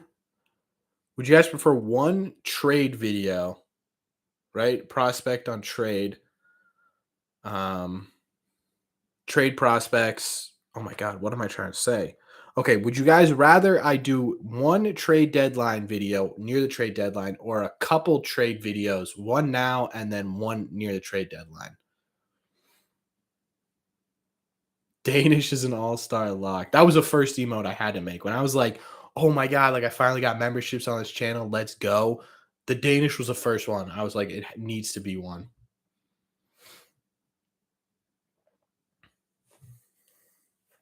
Who are my NL All-Star Game picks? Let me go through. I actually have it up here. Hold on.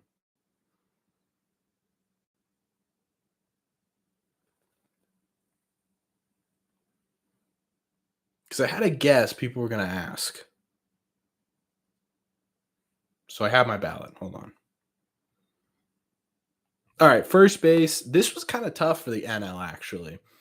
I had Pete Alonso and Paul Goldschmidt are the two I was looking at the most, but I think you got to go Paul Goldschmidt. He's having the best year of his career. He's insane. He's like top. He's probably the top of NL voting, AL voting right now, NL MVP voting right now. Second base was easy. It's Jazz Chisholm. I think he's by far one of the best. Nolan Gorman, although, is having a pretty good year. But yeah, I went Jazz Chisholm. It was the easiest. Third base was tough. It was between Nolan Arenado and Manny Machado, but Manny Machado's having a much better year, in my opinion. I think you could go either one of those and still have a pretty solid. I'm just looking at their statistics combined. Pretty solid pick, but I went Machado. Shortstop, I went with why do they have Tatis on here? Chavis, yeah, you could go Chavis there too. Yeah, I don't know why OB is talking about New Hampshire that much. I grew up in New Hampshire. It's not as great as he's making it out to be. I hate Manny Machado too. I do. He's my least favorite player in the league, which is why I voted for Nolan Arenado. But if I had to tell you who to vote for, it makes sense to put in Manny. And Tommy Edman for shortstop. Tommy Edman has the highest WAR in the entire MLB right now, which is pretty crazy. Defensively, he's absolutely fantastic. Offensively, he's getting it done too. So I went with Tommy Edman.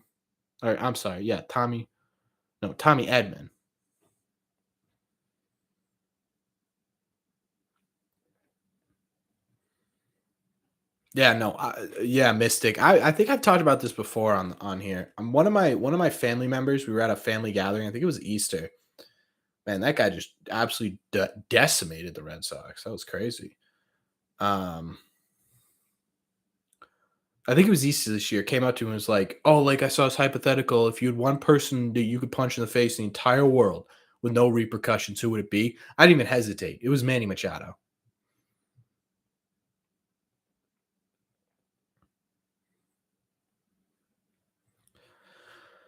Back to NL All-Star Game voting. I went with for catcher. Catcher was kind of tough. There's not really a ton of great catchers. Will Smith's heating up a lot. He could get in. I think Wilson Contreras. Outfield, Acuna, Betts. And I went with Jock Peterson. Is he not on here anymore? Why is Jock? Oh, there he is. Yeah. I went Acuna, Betts, Jock Peterson. And then for DH, I went Bryce Harper. Any questions? Yeah, I'd punch his. You know what I would do? I would punch his. I punch him right in the calf. Punch him right in the calf, so that for the rest of his life, he's got a Charlie horse.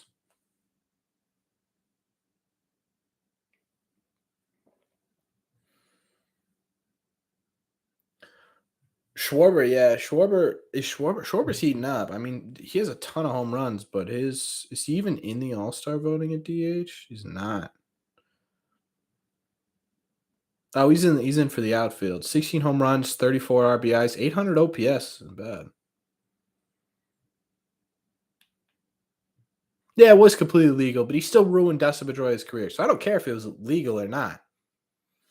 That means absolutely nothing to me. Thank you. Yeah, I know ball, Smokey. Who would I rather have, JD or Schwarber? JD. I love Kyle Schwarber, but JD got us a ring.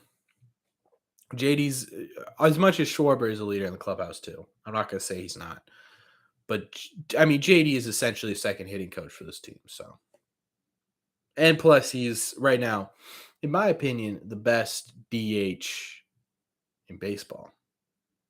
As much as I love Kyle from Waltham, that has nothing to do with Kyle from Waltham stuff. Now you guys, okay, you guys want me to do the AL picks too?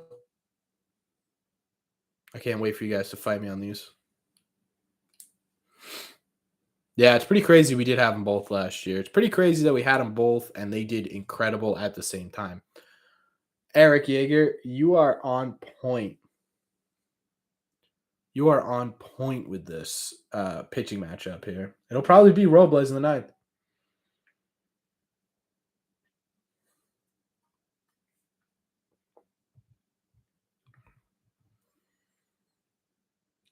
No doubt best DH since Poppy. JD, yeah, not even question.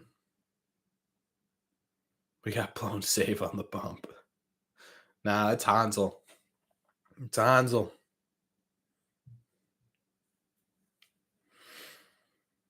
All right, chat. Let's go through the AL.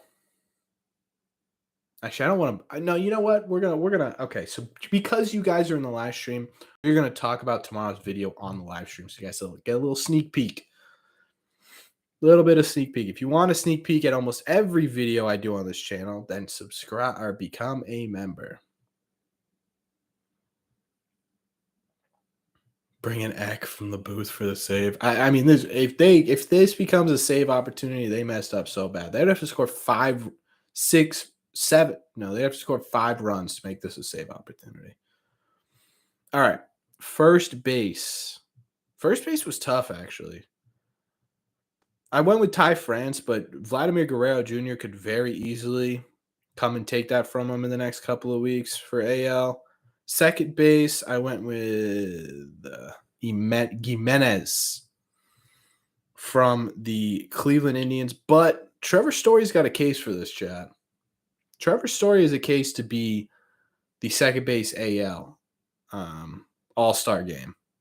And the reason I say that is because right now, Trevor Story has 41 RBIs, 10 more than Jimenez, double Jose Altuve, 10 more than Santiago Espinal.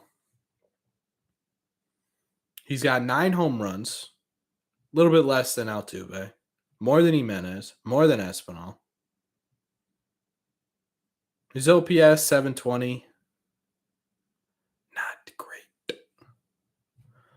But there's a case to be made for Trevor Story to be in the All-Star game.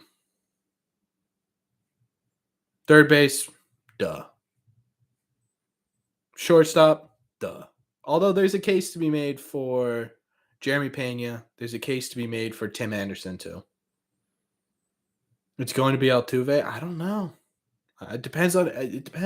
If you can get Trevor Story into the next round, which I think Red Sox Nation probably will, and he does well for that, like what? It's like a 2-week span. He might get in, depending. Catcher, I went. I wanted to go. See, this is the other thing, too. I think Vasquez has a chance. I really do. I think Vasquez has a chance to sneak in here. Jose Trevino and probably Alejandro Kirk are your leaders right now. But Vasquez isn't super far behind him. Yeah, give me Pokey Reese. Give me Pokey Reese starting the All-Star game. But honestly, he's got the OPS, he's got the average. He needs to add a little bit more power. He's got more RBIs than both of them. He needs to get his OPS up. And he's a legitimate contender to be a starter for the All-Star team. Outfield, I wish I could put that's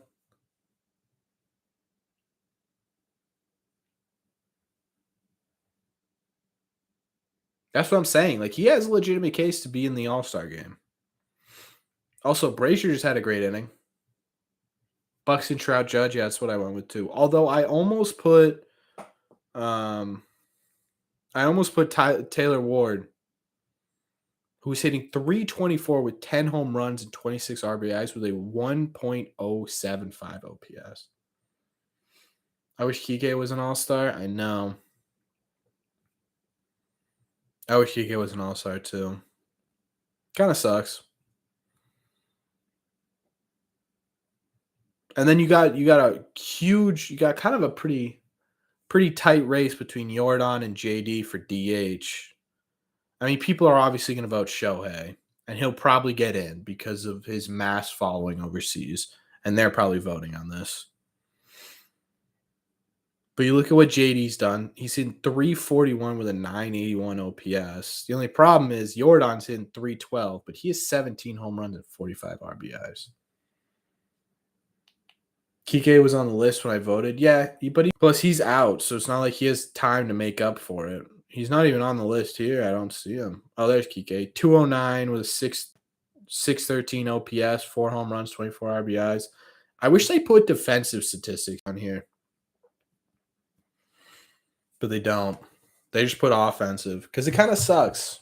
I mean, Trevor Story, you could genuinely fight Trevor Story versus Jose Altuve based on defensive metrics. Actually, I'm going to do that right now. Let's do it. Why not? The Red Sox in the midst of a blowout game.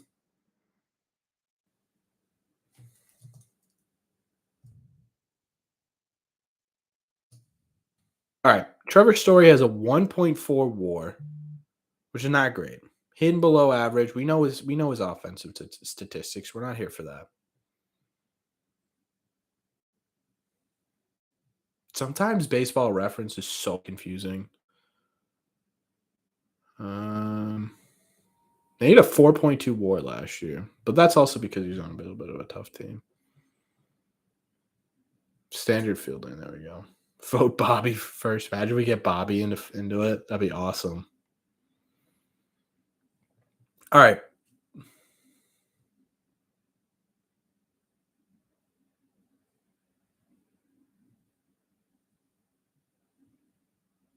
All right. So he's got 6. Oh, no. Oh, no, chat. My mouse died. This is not good. Do I have a charger in here? Uh-oh. Imagine. And I'm not even on the game. Oh, no, chat. This is worst case scenario. I have no idea what's going on. This is worst case scenario. What do I do here, chat? I don't have room to plug in a USB for it. Yeah, keep me updated.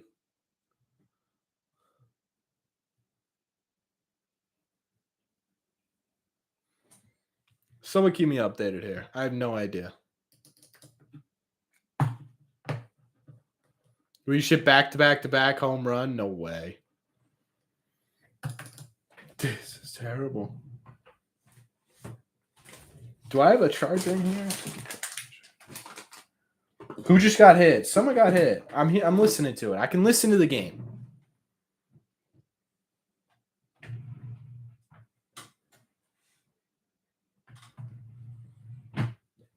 I can't even unplug my. I can't go to unplug my. Oh no, this is miserable. This is worst case scenario, chat. I might have to unplug my.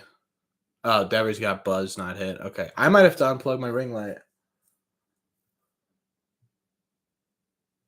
Ground out, 1 out. This will be interesting. Actually, let's do this for the rest of the game. Although I can't end the stream. Oh Lord. Oh Lord. Oh Lord. Oh Lord. All right, yeah. Well, I'm gonna turn off the ring light. A terrible lighting, chat. Hopefully, you guys can deal with it for a second. Hold on.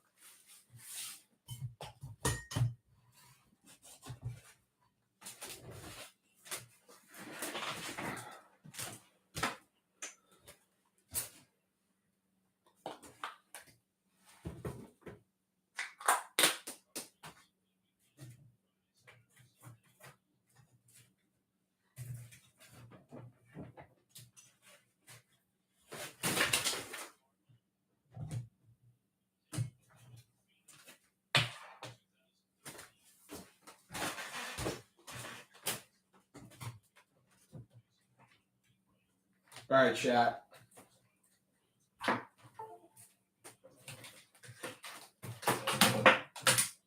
I've got my work mouse here. So we're going to throw that. Ooh, we're going to throw that in here. All right. Back in business, chat. Hopefully that didn't. How terrible does that look? Oof.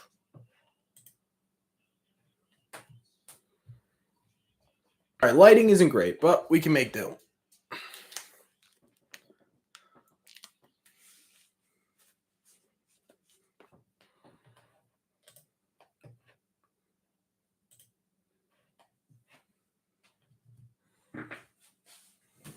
No way they're putting in Danish, right? No way they're putting in Danish.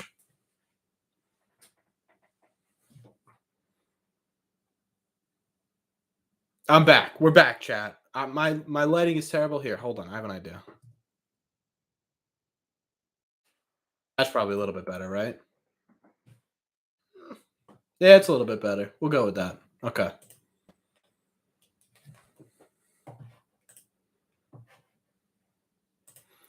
JD's on fire, man. JD is one of my favorite players to watch.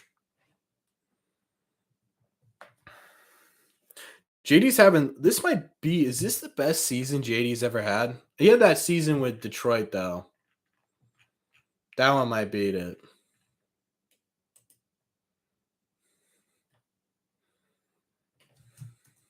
JD Martinez. JD Drew's the first player to come up. That's funny.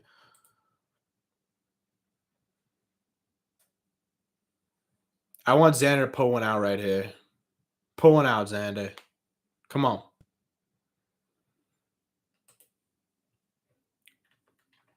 All right, I'm looking to see if this is the best. Now, 2018 was statistically his best season. That's kind of wild. Although it was 2017 with Arizona. This was one I was thinking of. 29 home runs.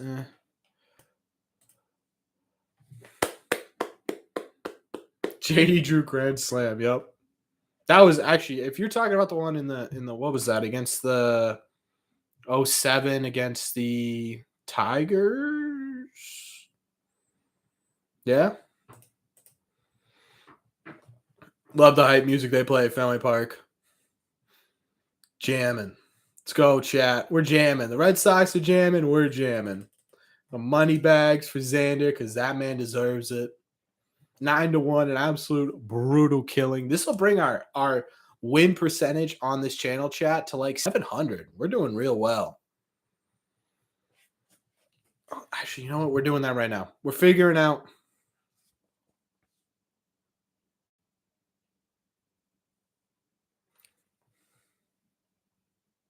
Ah, crap. No way, my audio. It should come back. I'm working on getting a new mic. All the money we are making on this stream is going to new stream gear. Trust me, I'm not just pocketing the cash. This is going to you guys. And maybe it was Tampa. I think it was Detroit. How's my audio now, Johnny? A little bit better? Kind of comes in and out. Yeah, that was a good piece of hit in there. Our two best pitchers doing our two best things, you know. Finally, Verdugo got into one. It was about time Verdugo got into one. That's going to be the highlight of this series for me. All right, let's check out our winning percentage on this Red Seat Radio live stream. All right. So we won against Oakland last game, won against LA, won against – oh, no, we didn't do LA. Did we do LA? No, we did Oakland. Okay, we won against Oakland. We won against Cincinnati. Lost against the White Sox. We won 1, 2, 3, 4. Toronto was the first one I did. 6, 7. So we're 4 for 7. That's pretty good. Look at Trevor Story poking one through. You're good. I'm good right now? Okay, great. Yeah, it's the mic. It's a couple-year-old mic. I did a yeah. Let's go. A little Story poke for another RBI. A little 10-1 lead, chat. We like that. That's what we like to see. A little 2-hit game for Story. Doesn't need to be anything crazy. Poke it through. Schreiber is a closer. I don't know. I've wanted Schreiber as a closer for a while, but then you look at, it might be better candidates. I don't get me wrong, I love John Schreiber. I think Schreiber is a key part to this bullpen going forward. He does have a sub-1 ERA, yeah. Like I said, he could be a candidate for sure. But I don't know. You know? I don't know if I personally am. I also, one thing, just real quick, and then I'll get back to this Mystic. One thing I love about the Red Sox is every time they pan to the dugout, it's just Xander and Rafi always sitting together, just shooting it, just living life. But anyways, Mystic, back to what I'm saying. If I had to choose right now between Houck and Schreiber, I'm going Houck. And the reason I'm going Houck is because of his mentality. That dude doesn't get phased by a thing. Nothing. He could give up 22 runs, and he'd have the same exact face as if he just shut out the Dodgers to win the World Series. Same thing. That's why I like Houck in the closer role. He just doesn't care. 2 strikeouts for Brazier. Yeah, Brazier had a good outing. What do I think about Houck? I think Houck could develop into one of our best bullpen arms we've had in a very long time. Genuinely. I think with his arm slot combined with his slider and his movement on his sinker, I have high hopes. I'm investing a little bit into his baseball cards. I now have 3 of his autographed baseball cards. I love him. I think he has the potential to be one of our best bullpen arms, not ever, maybe ever. I really do. I think he could be a fantastic bullpen arm for this team. There we go, Cordero. Had a way to break up a little rut.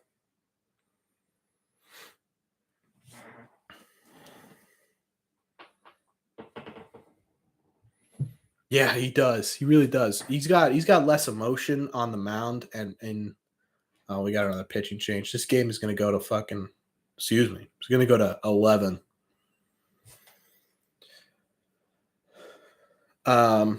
Yeah, Houck's stare definitely reminds me of Pablo Bonds. I used to love the every time he pitched. Every time. Franchi fries.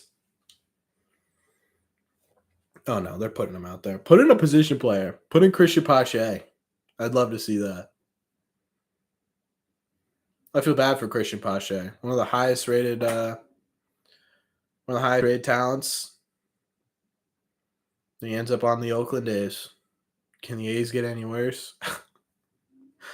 I don't know. They definitely could. Yeah, they're gonna get rid of. They're gonna get rid of Murphy and probably Montas too at the deadline. So yeah, they're gonna get a lot worse.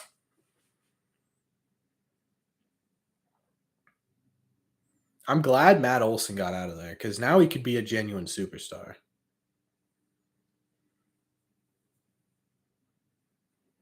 Could we put Plawecki out to close? I would love to see throw Vasquez out there. Oh no, they weren't, bro. I got mistaken. I thought that was the manager. It was a pitching coach. About all he's good for right now. Yeah, fortunately.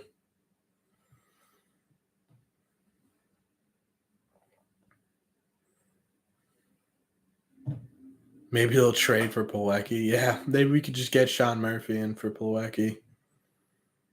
Although, with the way Christian Vasquez is swinging right now, it's pretty hard to argue. It's pretty hard to argue someone coming in for him. All right, chat. We are 4-7 on the year for games. If they win tonight, we'll be 5 for 8. That's a pretty good winning percentage. There's something to the magic here for Red Seat Radio. I'm not very good at math, but 5 for 8 is what, 70% win percentage? I don't know. Let me see. 62% win rate. I like that. They need to give Tanner Houck a role and stick with it. I still remember what happened. So remember what they did with Daniel Bard? Yeah, everyone, the Red Sox fans are so tainted with how good Plawecki looks miserable at the play right now. Just miserable. I mean, that was I feel bad for him. I love Plawecki. I want to see him do well. But anyways, back to this Daniel Bard thing. Everyone, all Red Sox fans, that's kind of the first thing we think about when it comes to, really good bullpen arms and bringing them out and putting them back in and stuff.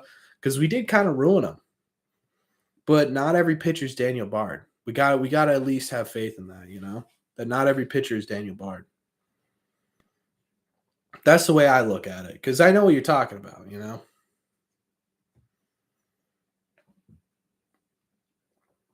I know what you mean when you say Daniel Bard.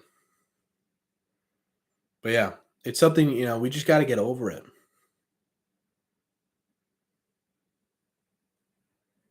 Permanent ball boy, Plawecki. The one thing I will say about Plawecki is he's not making them lose games. Simply not. Daniel Bard was an extreme example. Guy was a total head case. Yeah. I mean, yeah. But at the same point, when you're looking at past bullpen projects that were brought into the Red Sox rotation, flamed out, that's just the latest example. So that's what everyone goes to when you're talking about Whitlock, when you're talking about Houck. Random question: does anyone else think Rich Hill and Plawecki look alike? Yes, I do. 100%. Folks do better in life if you know your role. Oh, yeah. No, I agree. I think they do need roles, 100%. But I also think there's room and potential to move out and change those roles too. Does that make sense? Like, it would be, for me, it makes sense right now with the pitch selection that Houck has, with his ability to get guys out consistently for at least 2 innings before they get through that third part of the lineup, or the third time through that lineup. He makes sense to be a dominant bullpen arm.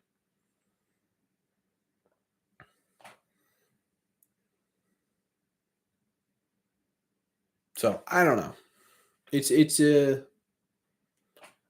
interesting conversation when you're talking about Tanner Houck. I think Garrett Whitlock's a lock for this rotation. I think he's just got to get over what he's got to get over with being in the starting pitching role, because it's so different than being in a bullpen. And yes, he's had a lot of games there right now, but still, it's a lot. They put Plawecki in this lineup when they don't need hitting. Yeah. Or when Nate Eovaldi starts. Is this Danish? It is Danish. No one told me it was Danish, but John Boy. Danish. Oh no. Oh, there we go. Danish. Danish for closer. I would be down for Danish for closer just because of the content. This chat and I love Danish. Red Seat Nation is a Danish nation. It's our national food. We strictly eat Danishes over here.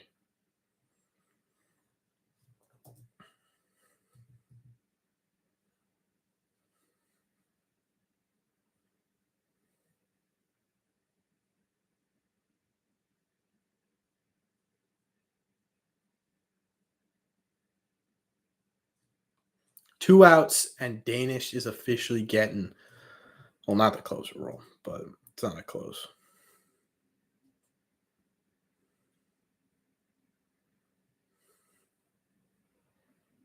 Jeez.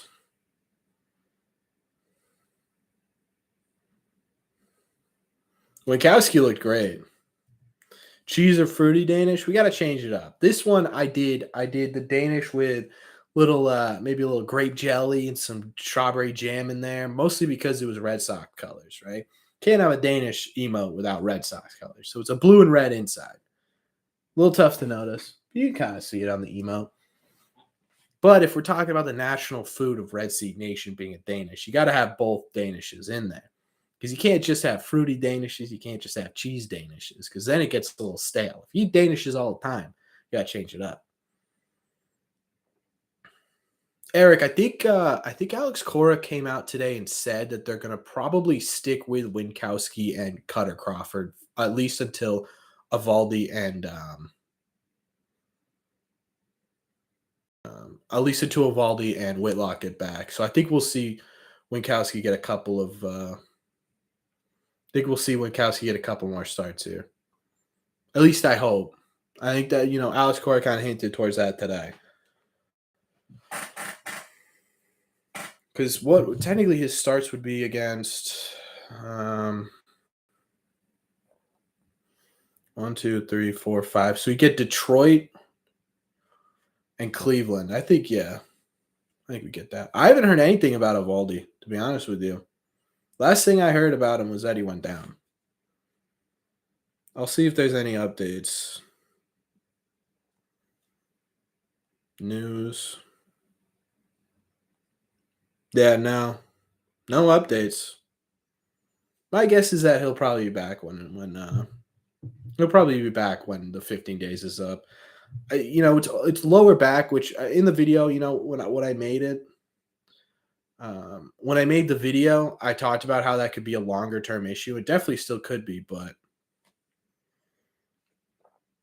I think for now it's not a huge issue. Hopefully, I don't know what he's going to look like when he comes back, though. That's going to be my problem because Evaldi's the type of guy to be like 85% better and be like, I'm good to go, and that's what worries me about his lower back. I think Whitlock will be fine. I honestly think it'll be good to have Whitlock out for a little bit. Let him, rest, reset, get ready to go, and then come back because I could see him coming back and just turning a page in terms of starters.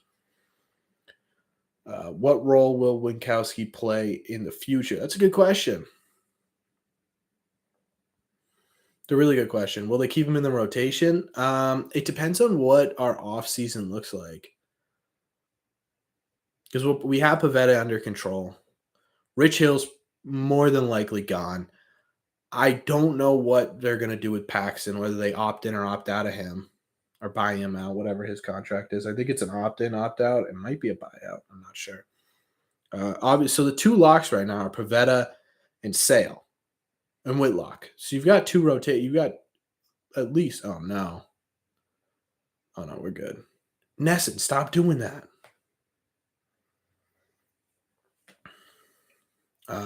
I could see Winkowski in a spot next year, depending on whether or not, Evaldi stays on the team and what they do with that fifth spot with Rich Hill. So, but what aggravates me a lot is when fans go to other stadiums and they wear their fan. Like, your team's not playing here. Just wear normal clothes. 2 outs. 1 more. Like, it bugs me. Like, okay, dude, you root for another team. If your team was playing, fine. But your team's not playing. So don't wear the thing. Yeah, Salty, it definitely warrants a there it is. Game over, chat. Game over. We are officially 62%. The Red Sox have officially won this series. I think they're still the same spot they are in playoff-wise, but a good game all around. A lot of fun today, chat. A good game by Danish. Good game by Rafi. Good game by Xander. Good game by Story. A lot of home runs today. Hopefully they can finish off this sweep, put themselves in a position because the Cardinals are going to be tricky. I will have a video out tomorrow. Probably talk about the All-Star. Probably talk about the All-Star game. But thank you if you guys stuck around here for the 3 hours, 20 minutes we've been live. Insanity. So thank you all if you stayed the entire time. If you didn't, still thank you for stopping by. It means a lot to me. Thank you all very much for clicking on this one. If there's nothing else, next live stream will be Wednesday. It's probably going to be Wednesdays from here on out. We might throw in a couple of Red Sox, Yankees games because those won't be on Wednesday. So keep an eye on that, but that's not till next month. So keep an eye out. We will be Wednesday again with the Detroit Tigers. So I will see you guys in the red seats.